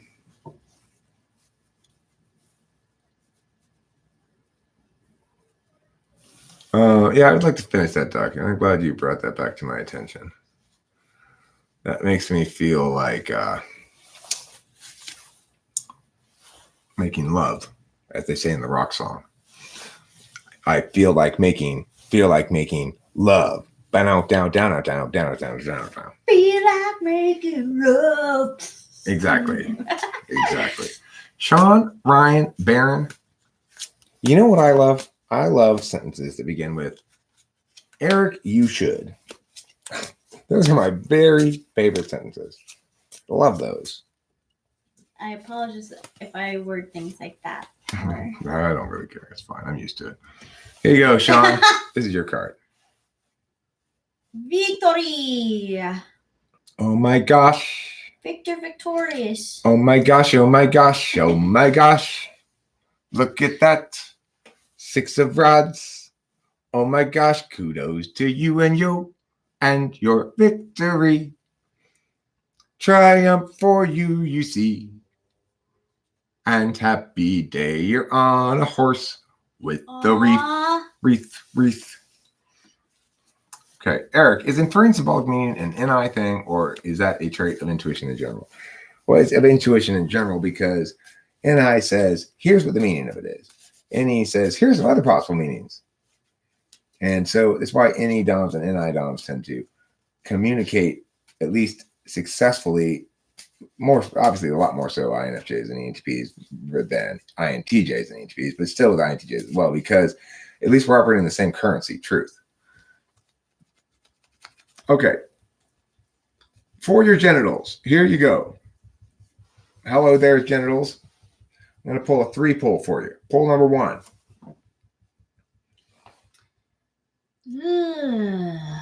Pondering. Your genitals right now are pondering. Yeah. You think about what moves to make next. What do I want to poke? But it is cup, so think about what would emotionally stimulate you. Do I want to poke that cantaloupe? Maybe take a shower. Do I love it enough? I think you do. Second card. Piao. Ooh, poverty. Hello, there's genitals. Are broke as fuck. They go out looking for work, but there ain't no luck. Ain't no vaginas looking to hire today. Third one. Ooh. Remember, it's always darkest before the dawn. So I think, I got to do the frame card here. The frame. For your genitals. Frame for your genitals. All right. So I'm into look. this. I'm into this. The frame here is dreams, escapism, etc., which kind of tells me that probably the concrete physical world doesn't have a lot of poontang in store for you in the immediate future, sort of a land of your imagination right now. However, note that within that frame, you view yourself as both sexually creative and interested in musing about it, and sexually bereft and denied your expression as a sexual being at the moment. And, however, fundamentally, if allowed to embrace your sexual expression as a being, you know that deep down, like me, and the song I recently put up, that song, I'm a Star, is not a song that should be considered to be Eric bragging about how important it is. It's a song that began with me looking at this card. Rachel showed me this card as I had the headphones on. So I just started singing those lyrics. I'm a star. Turns out I'm a star after many years of doubt.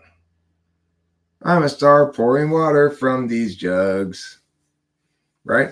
Mm-hmm. Those are emotions. Thanks, hello there. Those are emotions. Those are emotions. Mm-hmm. Or man seed. One of them's emotions, one of them is man seed. When you do get your chick, this is how your man seed is going to pour out of your jug. It's true. It's true. You also, here's the other thing.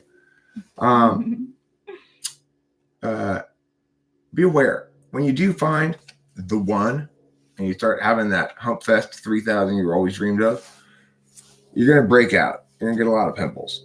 Right now, my chin is like a single massive boil. Oh, and it makes me feel so sad. I feel like my second adolescence is upon me. I'm chock full of pimples, chock full of ejaculate. I'm chock full of teenage stuff too. Like I'm like mush, mush, mush, mush, mush, mush, mush. Oh Yeah. my god. We're really wallowing in the FI. I'm like Jerry when he turns into a slug in Rick and Morty. No, I'm not that bad. I'm definitely not that bad. I'm never Jerry. Never Jerry. That always makes me very happy. I mean, we're all Jerry in a little bit, but not really. I mean. Jerry is the quintessential expression of weakness. Yeah. But he'll get back. Pimples come from hormones, I'm guessing. Is what I'm thinking. Bruce Wayne. Here's a card for you, Bruce. This is your card. Yeah. Ooh, you need to moderate. Either you are moderate, you need to moderate, or you will be moderate, or you should be moderate. Okay? Moderate your moderation. Yeah. You're being too moderate right now. You need to moderate that. Balance it out by cohering and merging. This is a card Rachel and I get recently a lot. We're cohering and merging. We get this a lot. We do. And it's a symbolic one for me in our relationship. And we do attain temperance, which I think is really interesting because Rachel has been subject to a lot of forced temperance. And hey. Before we get too far along in plans, what are you doing tonight? Nothing. I have work tomorrow. No, I have nothing tonight. All right. So I was thinking chicken marsala, mashed potatoes, etc., about 6. Okay. We will because we'll eat inside. It's dark. That sounds good. For sure. Well, and if you'd like us to cook tonight instead, we could do that. I said, or if you prefer that we cook tonight, we could do that. I have it ready to go. All right, cool. So, national champs. Yeah. 1972. They're my backdrop. They look nice. Yeah. See, you can see on the TV if you want. Yeah. Look, Dad. I'll look up the value of that. That should be interesting. Yeah. Ohio State. That's nice. That's a good win. I like that a lot. Well, you and I have both temperance and alchemy. I actually wanted to ask, what is your definition of alchemy? It means it's basically the process by which synergy is attained. So if you add apple and butter and you get apple butter, that's not alchemy. Right. If you add apples and butter and you get corn, that's alchemy. So what this is saying is you and me together are greater than the sum of the parts. Yeah. When we get this card. But this card isn't for us right now. It's for, was it Bruce Wayne? Yeah, Bruce Wayne. Oh, yeah. Okay. That's very 7 of us. Yeah. Weird. Self-referencing. Let's make this about us. Blah. Um, Well, I do that all the time. I think it could mean transformation. yeah, Okay. yeah. Could. The mixing of the right parts. You know. Okay. There you go. So, Hello there. transmutation of energy. I can take it as that, sure. I know things that I'm a bit famous in my family for this, but lately I've received that this is not well received. I need to heed Jung's warnings. What are Jung's warnings? Don't go splashing your NR around too much. Oh, and yeah, Winston's mom, it was Frank James's test, because I wanted to see how an INFJ would test compared to mine. What are those books up there? Those are decorative books. They are there to make me look smart. I've not read any of those books, but a lot of people are convinced by things like that. So it's like, obviously, this guy knows what he's talking about. Look at all those books back there. You did choose those, though. There were many more books in here. Yeah, those are the books I chose because Yeah. I liked the way they looked, or I thought they were old, or they were cool, or whatever. And some of them, I really like them too, actually. I like that. There's Catholicism, you got Buddhism, you got Hinduism, you got Judaism. Wait, hold on a second. Is somebody saying I'm not an expert? You see how many fucking books I got behind me? I'm an expert. It's a lot of books. That's great. Is that my effie hidden agenda play? It's just my trolly nature. Having fun. I have Yeah. that. I have it too. It's like you gotta troll people a little bit for this whole like having fucking books behind them and shit. Yeah. It's ridiculous. Hey, $100 each. really? These guys, huh? Wow. No way! Wow. Cool. Wow. Nice. Yeah. Is the sum bigger than the parts, or are the parts bigger than the sum of the parts? If the parts are bigger than the sum of the parts, then you're not adding properly.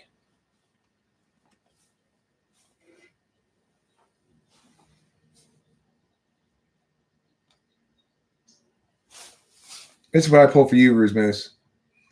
It's time for you to dip into 7 large cups. 7 very large cups full of random stuff. Yeah, 1 cup gonna have a head in it. Another gonna have a napkin sitting all tit. And another gonna have a little mountain too. 7 big cups sitting here for you.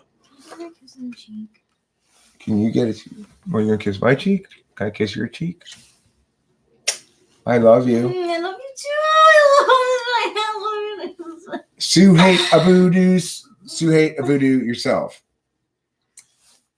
Sue hate a voodoo. Okay, so what I want to talk to you guys about is how you can know I'm an expert.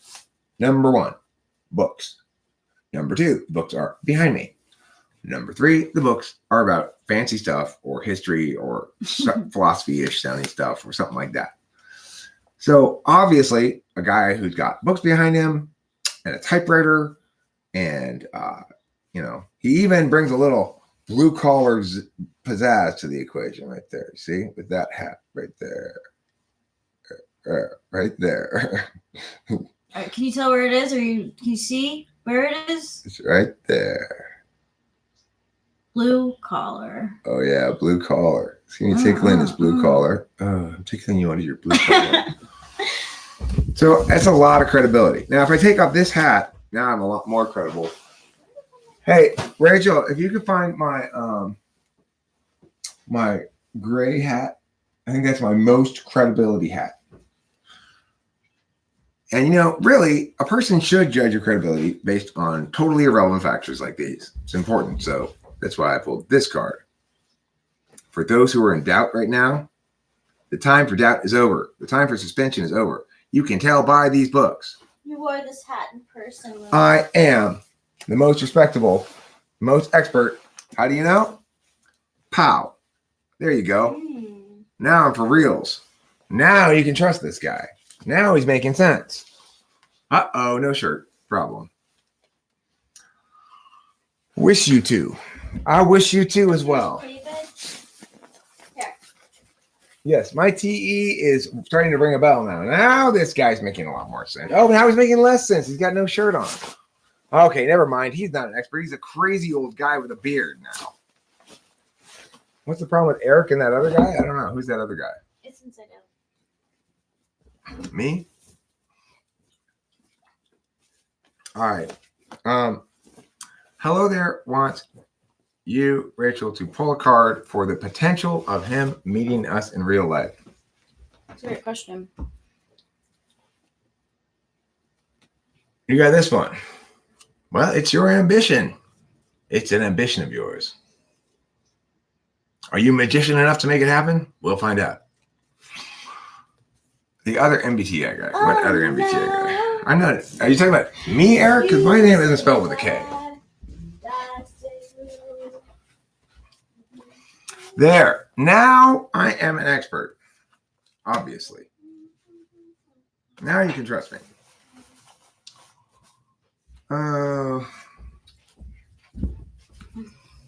Hat. Thanks, darling. So, you're FE 7th or 4th, so it might be NI. Well, if you're FE 4th, then you'd be either INTP or INTJ. FE 4th or 7th. Right? Unless you're saying you're ISTP or ISTJ.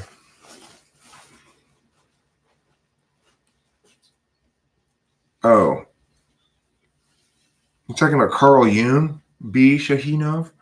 I actually don't have a lot of respect for Carl Jung's ideas as he presented them, although I have a lot of respect for the fact that he came up with the ideas for him and everything. Yeah. It just needed a lot of cleaning up, and that's fine. But That's the whole part of evolution. that's what I'm here for. Yeah, exactly. To tidy that shit up. That's what I said. Say, hey, Carl, grow a pair. Get out of the way. Me, I'm here. I'm here. I'm queer. I don't want any more bears. Hell yeah. All right, can you take over for a second, Rachel? Hey, So I can smoke a cigarette. Sure, absolutely. What? With my lungs, I said. I'm going to smoke a cigarette with my lungs. With your lungs? I'm going to use my lungs this time. Hi, everyone. Jupiter Brian pattern. I keep on saying Brian. That's it. That's your name for me. Sorry. I'll work on it.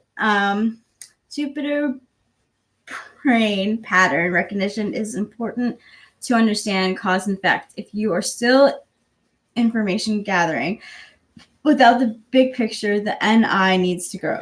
Practice.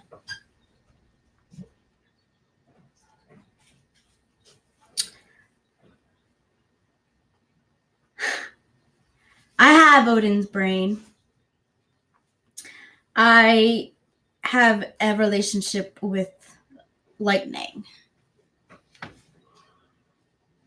I was, as a kid, we went, I had family who lived in the mountains, and I was staying over my cousin's house in Mayapack, and I forget which aunt was babysitting us, but we were watching a storm in the mountains, and lightning struck right between. It was me here, the lightning, and my cousin, and our hair stood out like this, and we were like, okay, we have to go back inside now. And then in kindergarten, my elementary school was hit by lightning. And I have, there's one other story. I forget. Oh, yeah. I've had my airplane, now this is in the past, get hit by lightning too. That was interesting. Planes are made to take that though, which is good. Hey, Octavia Silva.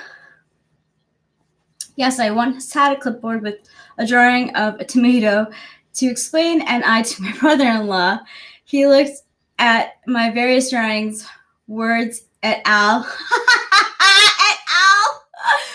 and said, "You see all of that? I see a tomato. How are you balancing that Roman so well?" Rachel, never mind. What do you mean? Do you mind my Italian side?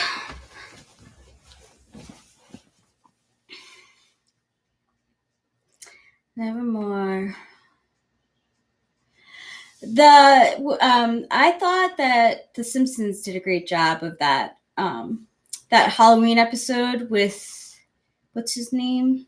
They did Poe, Edgar Allan Poe. That was really good. I like that. The figurine behind me. Oh, the Trojans. He's the Delilah painted and drew this. That's the work of Delilah.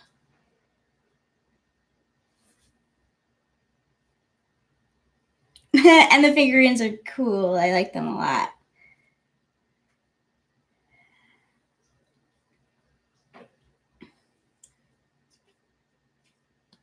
I'm gonna do a little rearranging back there. Actually, I want the shelf with Squidward's Ivory on it. I'm gonna move that shelf down for like maybe I basically take that shelf out for a moment. And I'm gonna put the hula lamp on the lower shelf, so we have a lamp there as well. And then I'm thinking I probably want to put that painting next to the typewriter. And maybe put Pot Frog between the two guys. Yeah, Pot Frog. I love Pot Frog. Me too. If I look at the gladiators, it takes a conscious effort to remain in the here and now. If I'm standing next to someone, it takes a conscious effort to stay present because they will spark impressions. How do you mean? Winston's mom, I hear you. But there's something that I'm not connecting with, I guess. Because she's a TE dom. I mean, TE tool rather than FE tool. It takes you back to when were you a gladiator, Winston's mom? I could see that. Trojan War. I still don't fully understand it. Trojan War. There was a lot of people involved in that.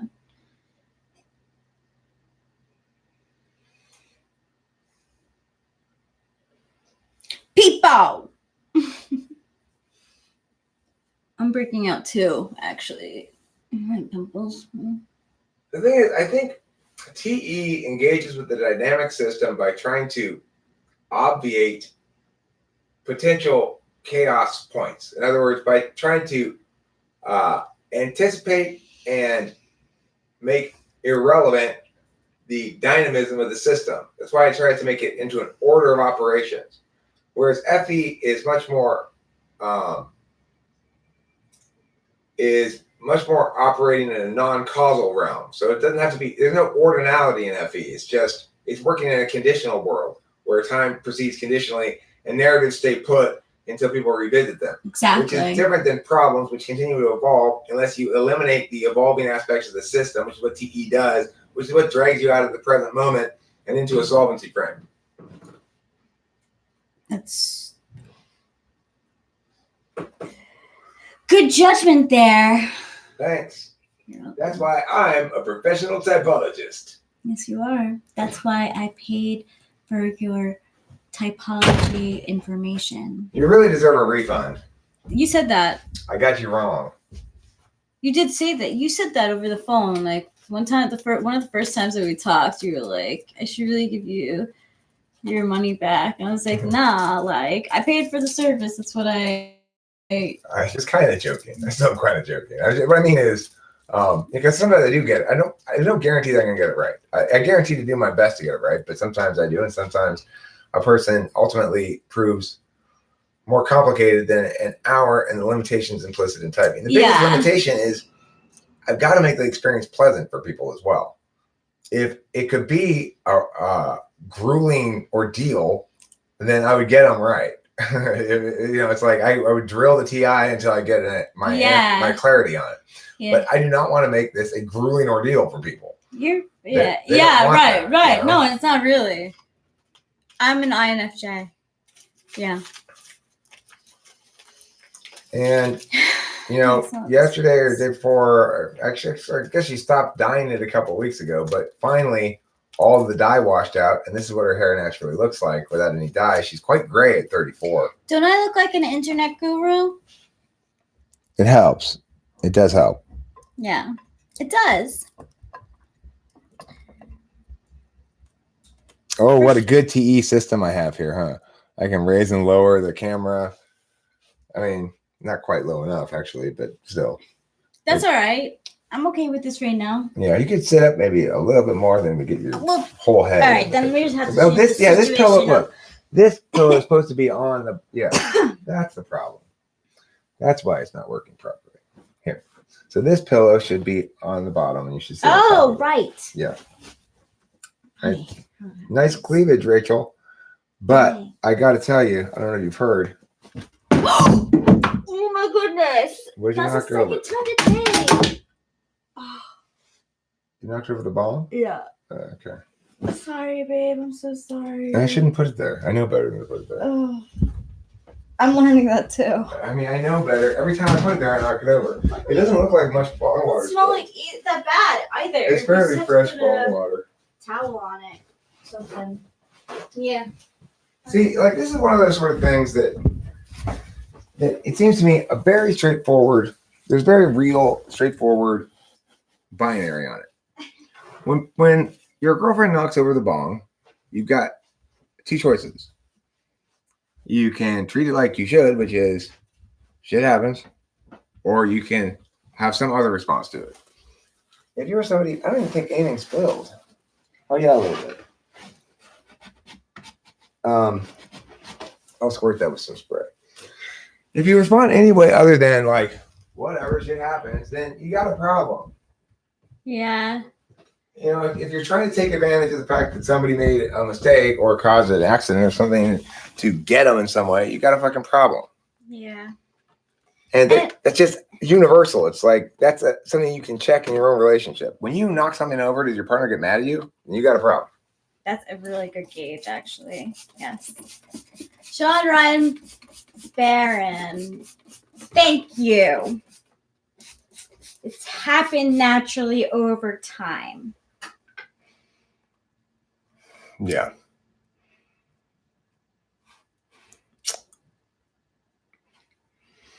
String theory is silly.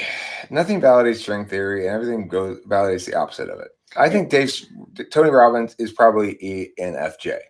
Yeah. He's a type 2. They know that. So here's the thing you got to remember with Dave's superpowers typings. He doesn't actually type people as things like ENFP.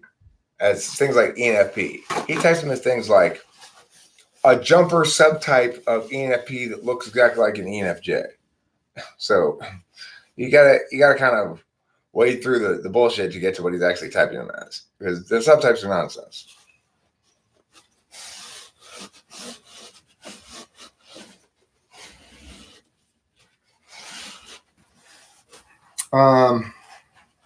silly string theory. You're right. Yes, yes you are right. Silly that string theory. Yeah, it's like Y2K.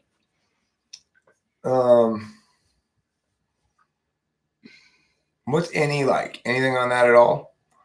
I like that. That's a good question. You're swimming in it. Hello there. Or you could watch my video called Extroverted Intuition 101 that I put up not that long ago. Yeah. Eric might say NI is creative, and so would I. NE lies within both our conscious and unconscious. Say yes and all. I would say yes and. The funny thing is that's for anybody who's not an extroverted intuition, Dom. I don't need to say yes and improv to make it go forward.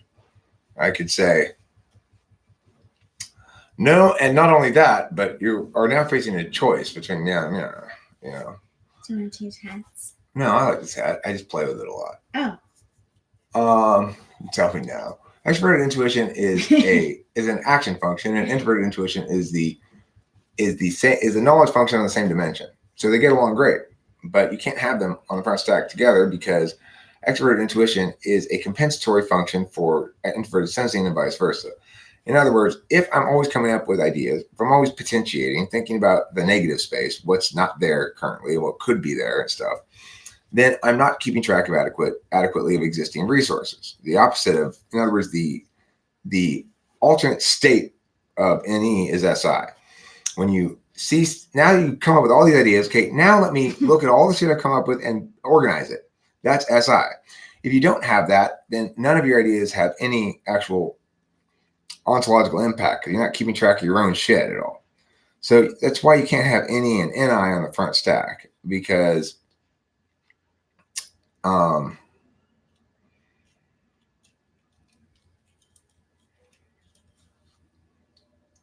he does have extroverted intuition. It's just third slot. That's all. I think. That's what I think. I think he is, TJ. I really don't know. I've never typed him. No, the way that he talked about weed, I thought ESTJ too, actually, because that's a lot of ESTJ's opinion. No. I identify with what you said, Mrs. Mom, about Egyptian and Viking. I study the Egyptian stuff a lot. Well, look, the thing about intuition, right? The way that normal people use the word intuition is NI they're talking about. They're not talking about extroverted intuition. Mm-hmm. Like when Sherlock Holmes deduces from all these clues the only possible answer, and it's right, and he solved the crime, that's NI. And that's what people think of as being intuition. That's how the word is used in common parlance. Now, extroverted intuition dominants, like me, have good introverted intuition sometimes, in some contexts. And other contexts, not so much. Am I going to be able to piece together the clues like that and use introverted intuition as particularly effectively? Not really, because that's sort of like a raw skills test of NI. I don't think I'll necessarily be any better than anybody else. I type Sherlock Holmes as an ISTP, third slot NI. Oh, that's a really good type. He's like supercharged ISTP. How does Rachel use NE? Well, like in the same kind of way that I use NI, which is we work really well communicatively in that we're bouncing back and forth. So she'll ideate some with her fifth slot NE, kind of without any awareness that she's doing it or how she's doing it or any conscious decision to do it. She just sort of riff off of me, or I'll riff off of her. Easily. And then the conversation will produce a bunch of stuff on the flow, which then both of us will collapse down into singular NI stuff. Yeah. Good beginning of a team for creative stuff. How do you organize as an ENFP, and then what? Well, that's a really good question. The better question is, how do you eliminate the need to organize as much as possible from your life? That's fair. And that's the number one thing. That's really fair. Try to keep absolutely down to the absolute minimum the amount of maintenance tasks you need to do. Yeah. You want to have a few kind of maintaining things as possible. Somebody says, what you need to do is keep a log of which, no, it's a maintenance task. You need to find out a way to avoid having any maintenance tasks. So instead of having a regular log as upkeep or whatever, it's better to just put sticky notes up on a single surface. And then when it gets full, just take them all down. That way there's no maintenance task. You don't have to remember to put sticky notes up. It's just when you have to remember something, you'll put a sticky note up. And you just keep them right by the thing or whatever. And you just have to, like I said, you probably have way more stuff to keep track of than you should. Exactly. I agree with that. You're not meant to be a TE dom, right? Now you do have TE third, so your SI fourth is going to be more responsible for keeping track of shit. The TE, though, can help you to do what I'm saying, which is eliminate unnecessary inconveniences from your life. Eliminate unnecessary burdens upon you. So what type is Anakin Skywalker? The kid in the movie that I saw, the one where there's a race, which one was that? Phantom Menace or? Phantom Menace is the one with him as a little kid. Okay. Yeah, with Jar Jar Binks. Yeah. Yeah. That one I would say in that movie, he seems to be.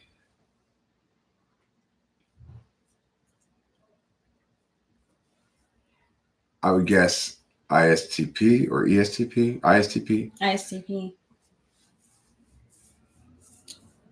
Okay, sure, Jupiter brain. Come back whenever you like, or you know.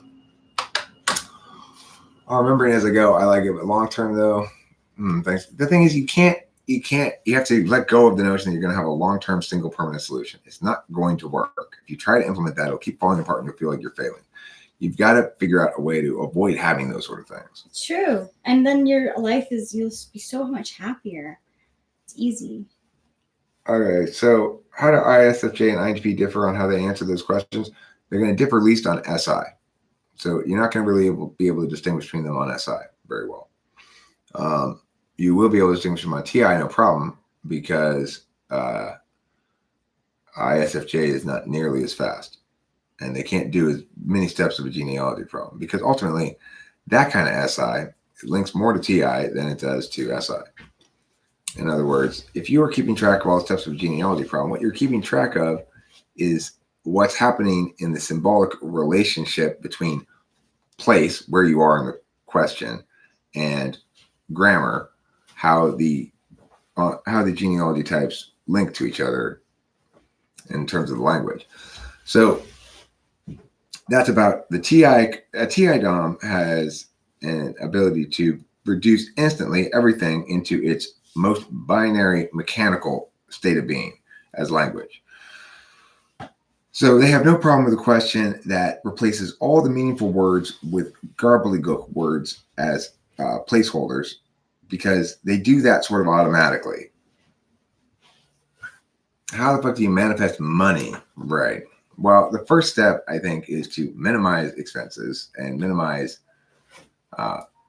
things that are drains on your ontology in some way. Like, make it such that you're able to, without having to deal with a lot of shit in this present, focus on the future. And what that means is without having to deal with a lot of baggage from the past, I guess, focus on the present. And in the present, you'll see things emerge where you feel like, well, here's an idea I could follow. I could actually try this and check the idea for TE soundness. In other words, it should be an idea that is something you do that you complete and that requires as little follow-up steps as possible. And, if you approach your opportunities through that kind of calculus, you'll be a lot better off than if you approach them through some other calculus. It's a little warm in here. How does FI fourth look compared to FI third?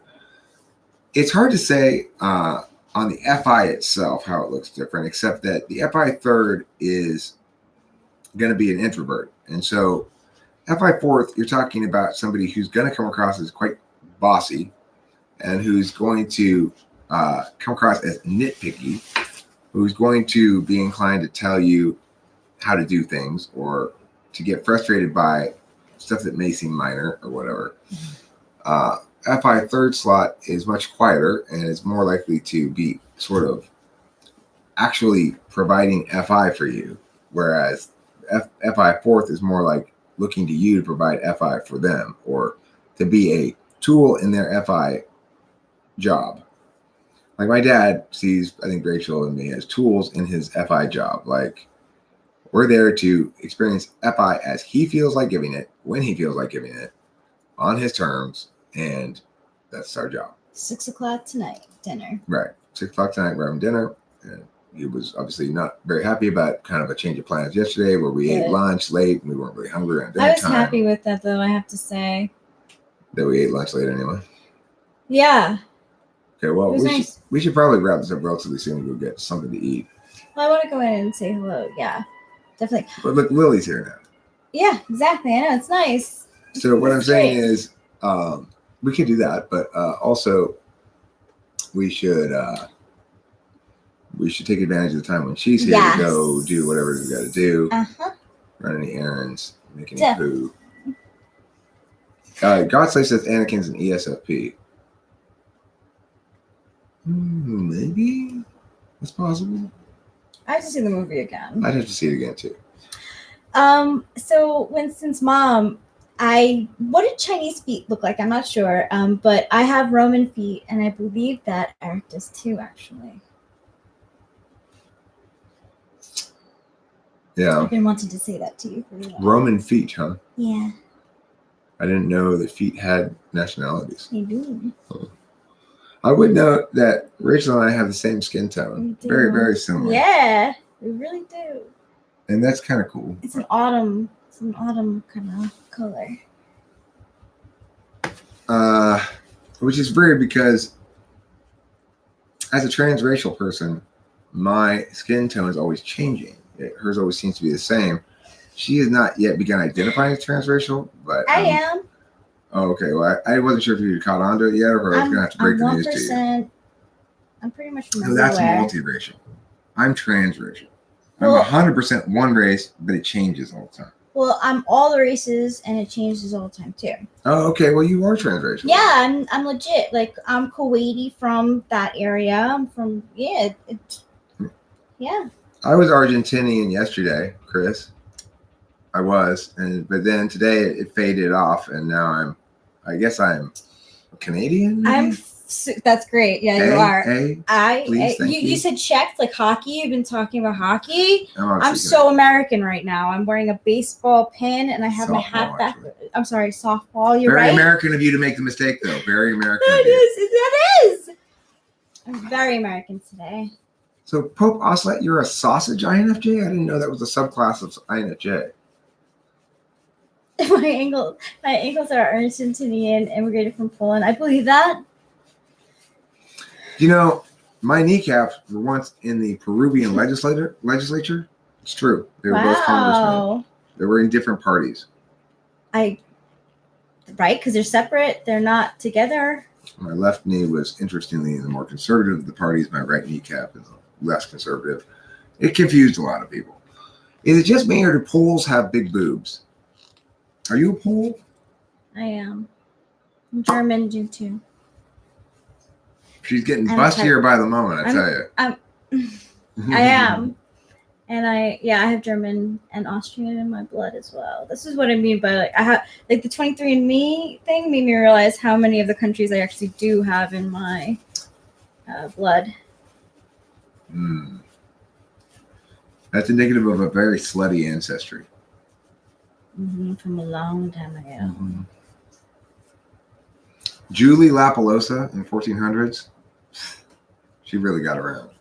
You know, it's funny that you say Julie because Kimberly is the favorite Power Ranger. She's a pink Power Ranger. But her real name in real life is Julie. And people like her and they think that we look similar, but we don't. We do look similar, but we don't, because she's an ISFP. And I was never able to act as an ISFP. What do you think about naming a daughter Julie Judy Juanda? Yes. Imagine if a country... Triple J. Imagine if a country in an alternate universe was the equivalent of blood in our universe. Sure, it exists. I mean, a country being the blood in the body of something. Like Christ? So that would be the body of what? A world? I have no idea how that. Body of ocean, right? Body of like water, like body of liquid. Julie Judy Juanda is part of the slutty ancestry. Well, there were three famous Lapalosas from a long time ago who were known as the breeding the breeder diaspora. Anyway, they were Judy, Julie, and Juanda. And they were ahead of their times in terms of liberating their woman's sexuality. They texted people with DTF question mark way before anybody even had any notion what that could possibly mean. I still have to think about it. Yeah. I'm like, funny enough. So I have Northern African DNA in my blood, and it's not from my dad's side, which From is Juanda. It's from Juanda. It's from my mom's side. Oh, so it wasn't a La Palooza. What's No. your mom's maiden name?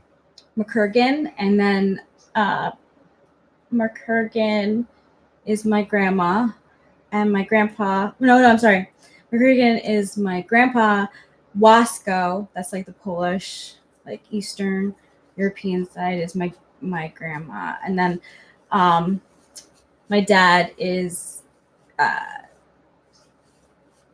all of the boot, like most of the boot, southern boot of Italy and Greek. How exotic am I? Very. I don't know. I've never taken one of those 23andMe things. I've never done it. I would expect it to come back basically German, almost all the way back. I've got the Brandstetters on one side. I've got the Strausses, the Shanks before that on the other side, which is another German name. Schneider's before that. We actually have, I found it in here somewhere, we got a picture that was taken of a tintype of my dad's great-grandparents. So it'd be my great-great-grandparents. Got a picture of them. They're both, it's Pennsylvania Dutch country. Yeah. Whereas my mom's family, the Brandstetters, they were in Missouri, but I think also in the Germanic area. And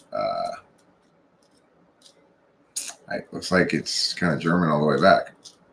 But I don't know. I'd like to take one of those things and see which of my where are my slutty ancestors? Yeah, Sledded it up. That'd be because great. I only thought my sluttiness was Italian, and Great Britain and Czechoslovakia, maybe Poland. But then the 23andMe really got in deep, and it actually went into even explaining why I look more of one country than my siblings.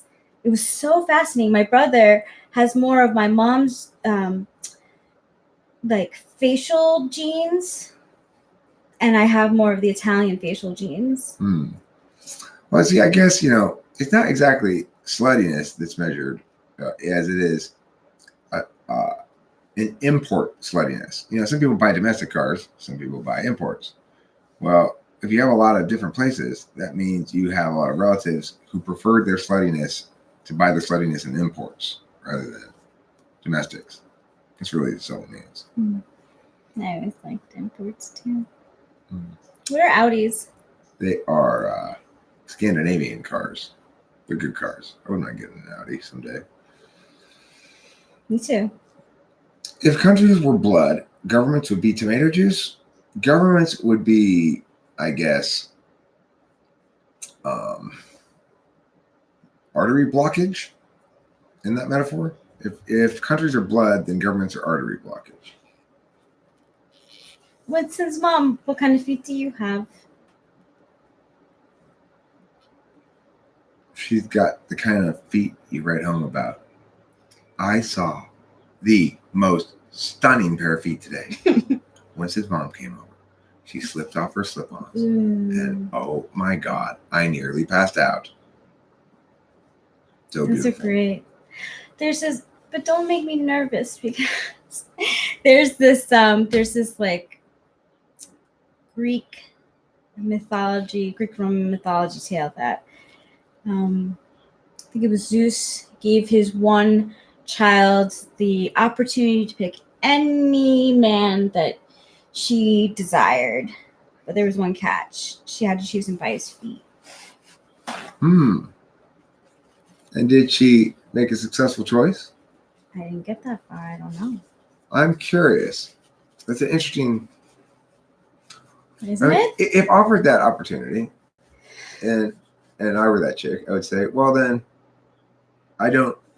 What you're basically saying, Dad, is if I pick this way, then whatever man I pick will be totally in love with me, right? Or something like that. Yes. But I don't find that to be a good deal, because ultimately I'm probably not going to pick correctly just judging someone on their feet. And then having that person be madly in love with me would just be a burden at that point, because it won't be the right person. So I think I'll go with just trying to slay my own song, you know? It's a really interesting, yeah, I agree with you. It's a really interesting notion because when I said that in a classroom one time, my art classroom, and my art teacher was like, oh God, if I chose, she was like, my husband has like the ugliest feet. And then I was like, and now I'm thinking, I'm like, well, does that mean it's like a familiar knowing? Like you look at these feet and you're like, huh, like an intuition about it. Like I intuit that these are the feet for me. Yeah, it's a very I'm glad that that intrigued your thought process. Well, I would say is the only way that she could possibly even consider taking that deal is she'd have to have very powerful introverted intuition. I would not be able to determine whose feet were the right feet. I don't think I really could either. But right? maybe if your eye was really strong have to take enough. a long time. I'd be really particular. Be like, okay, well, I'm going to do the best job with this choosing. You found host Eric's channel through the credits of Rick and Morty. Wow. I don't know what you mean by that. So, what was I supposed to say? Something? Oh yeah, it's like Rachel has little tufts of hair on her toe knuckle. I do. Little tufts of black hair. Yeah. If I had to choose from feet, I might be like, little tufts of black hair. So that'd be a terrible way to choose because I. No, you wouldn't like that. It's true. It's not like it matters to me at all, or I dislike it terribly. But if I were evaluating people solely on their feet, that wouldn't be some quality I'd probably want to have added to the foot. Well, maybe that's why he let his daughter choose that way and not his son. Do you think daughters make a better foot gauge than men do? Intuitive women make better gauge of feet? I think so.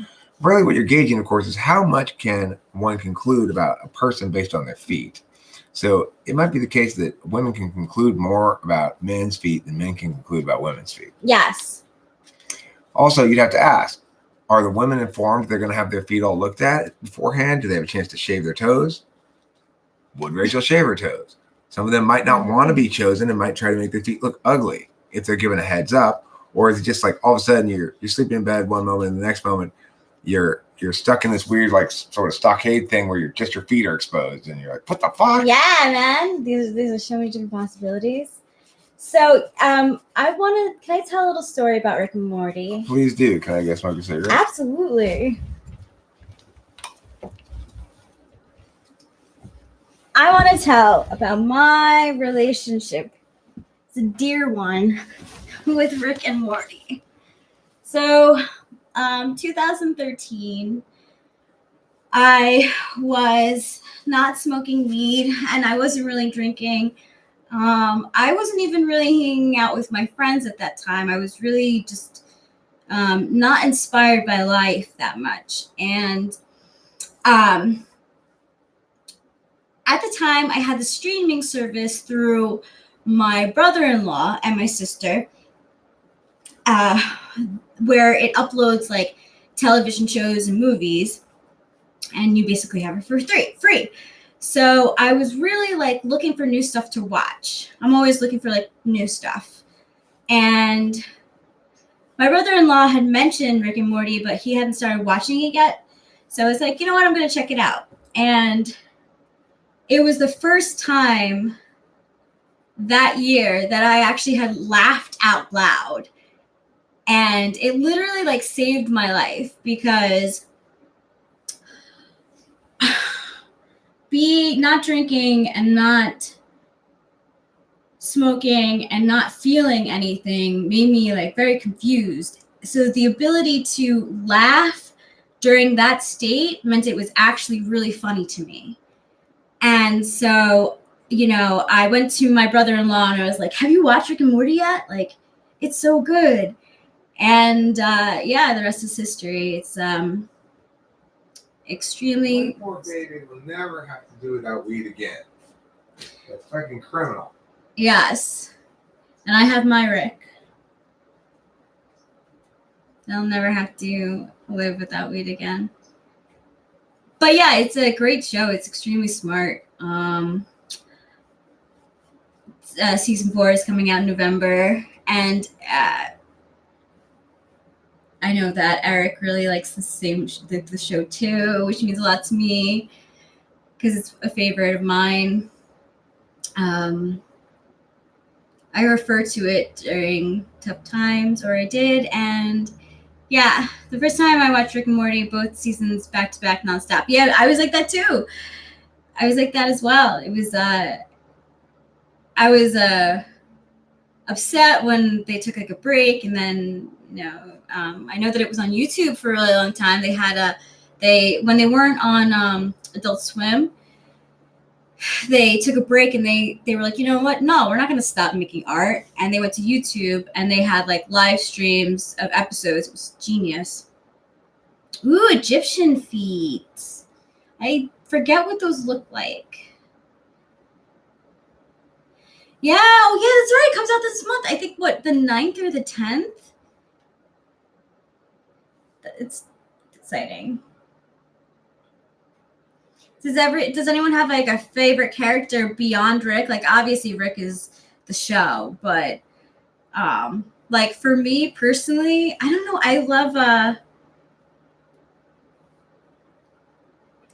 a bird person. Bird person. Oh my god, that relationship is my favorite. That's my favorite. How long till they put it on Netflix? I'm not sure. And I still need to finish BoJack Horseman. Did they release a new season for that? I actually really like that show too. I don't have feet, only meters. Yeah, you do. Snowball's the best. That was the episode. That episode and Mr. Meeseeks is what like took me out of my foggy state. BoJack Horseman worth the watch. It's a very smart, dark comedy. I'd say it's more of a dark comedy.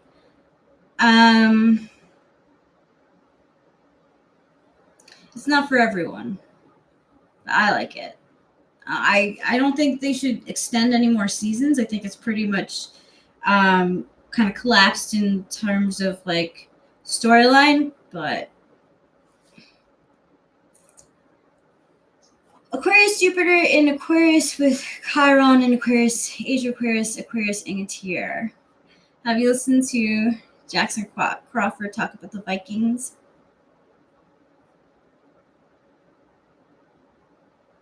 Callie had a baby porcupine. Oh, that's cool. She has a baby porcupine. That's really cute. Is there any other cartoon potentially more witty and intellectual than Rick and Morty? No, not right now. But it's starting to. They're starting to get like. I know that Adult Swim is kind of like, all right, we need something else to balance out this like Rick and Morty like heaviness because it's starting to get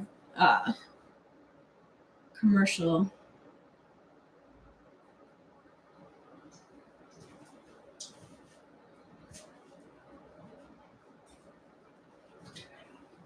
Not doing anything wrong with that. I know that. You look cute in pigtails. Thanks. Is there any? Well, maybe not more witty and intellectual, but I will say, don't ever forget about the glory of Naruto Shippuden. I still have to see it. Yeah, we'll watch some of that. Rachel is introducing me to Bob's Burgers. Yeah. We plan to watch that soon. Yeah, absolutely. There's a few movies we'd like to show each other. Okay, so I would like to watch a romantic movie with you, maybe tonight. Something cozy that we can. I think you would really like. It's romantic. You want to watch Moisten My Undercarriage with Your Dampness? Yes. I've been looking forward to that one, actually. Aww. What's a romantic movie that's good? Are you asking me? I'm asking the chat. Yeah. And then I think we're going to probably wrap this up shortly thereafter, if you're cool yeah. with that. Yeah, we got things to do, people to see, place to go, things to do. Yeah, we'll try to get a couple of things accomplished. I don't know. I kind of want to play the guitar for a little bit too, though. So maybe we won't end the live stream. Maybe I'll play a few songs before we end the live stream. Story time with Rachel, Rick and Morty. Rick and Morty is romantic. Death Note. Has anyone seen Before Sunrise? I think it is. Yeah, Before Sunrise. It's a 90s movie with Ethan Hawke in it and Julie Delpy, I believe that's her name.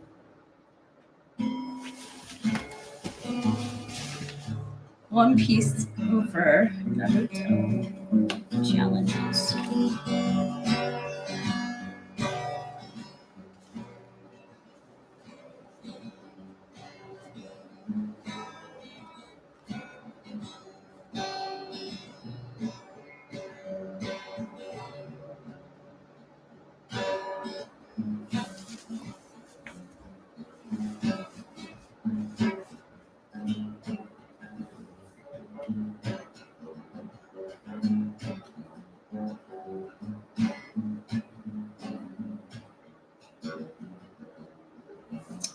Over the Garden Wall. It's an interesting name. I like Sailor Moon in terms of anime. There used to be these like story time, like fairy tale shows on Nickelodeon that were anime. I used to watch them, but at the time when I was little, I was so snobby with cartoons because like the 90s, especially early 90s, it was like Cartoon City. Anime seemed incredibly juvenile, frankly, at the time, because I guess I was feeling a little critical or judgmental because I'm like, why aren't the mouths matching the voice? And then I was like, oh yeah, these are cheap cartoons that they're able to send over to Nickelodeon to fill space, because the other cartoons are a little bit more expensive. But it didn't make it any better or any worse. It was just like, oh, I have to accept that these cartoons are going to be, the words are not going to match out their mouth.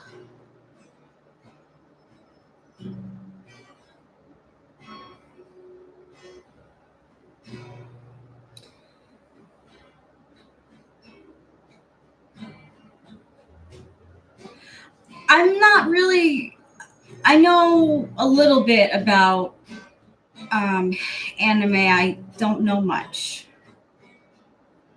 I know how to draw anime. I wonder if conservative middle America will change their mind. Not legal in my state, and I would have no idea how to find something, and it would likely make me paranoid or have a munching middle. Yeah, I mean, I don't know what to say about that. I find that I don't know what to say about that. You would have to try it for yourself. And it is, if you don't know how to get it or who to trust to get it from, it is a process.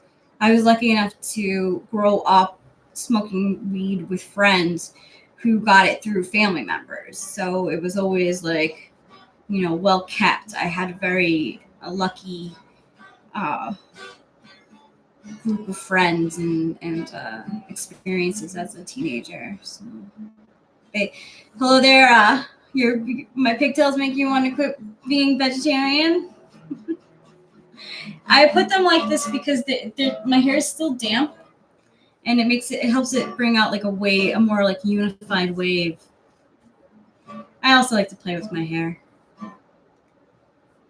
Mr. Deep Thoughts. Is the mind an illusion? Aren't LMness the only absolute? That means that MBTI is made in the fantasy box that is the human mind, creating a projection like astrology and false equivalency in beliefs. That sounds like a lot of big words in a question that you don't really believe in. It's not even a question. You just need to.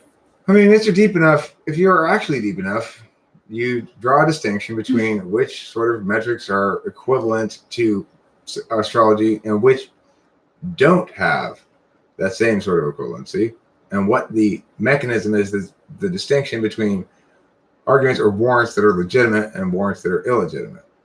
So also, in order to actually make that determination, you have to acknowledge that we use different metrics in different contexts for different reasons, and that we evaluate the legitimacy of metrics according to different metrics themselves. In other words, what's your meta metric?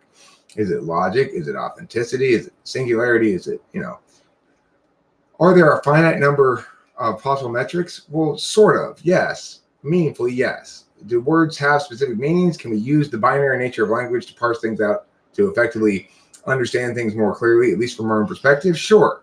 Does that make it illusionary? No. The fact that things occur in the mind doesn't make them illusion. It makes them consistent with the representational dimension and inconsistent with the physical dimension. Right. The act of being is one of connecting those two dimensions. So I don't think you are deep enough, frankly, because if you had been, you wouldn't have presented that as your opening salvo. It's not strong. The judgment card has spoken. Also, look at these books. Yeah, I got books, dude. I got books aplenty. I got shit tons of them. And a typewriter. That means both read and write. Yeah. It's pretty impressive. And fun things are fun. Yeah, fun things are fun. Boring things are boring. And fun, boring things are either fun or boring.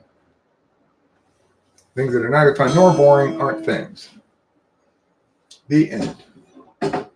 Whoever threw that paper at me, your mom's a hoe.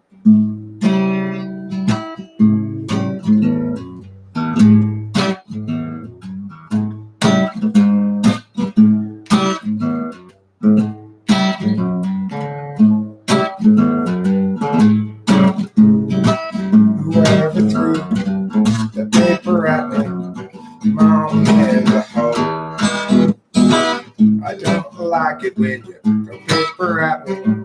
That makes me go, yo. Why you throwing paper in my direction? Don't you know that paper throws just kill my direction? I prefer you kept your paper to yourself.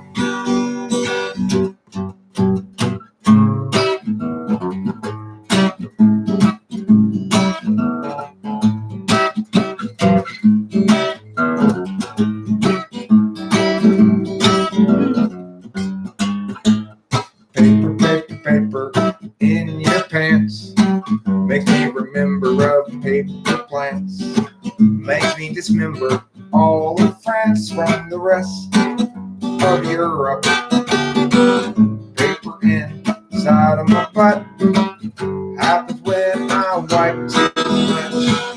Paper in there, always such a drag.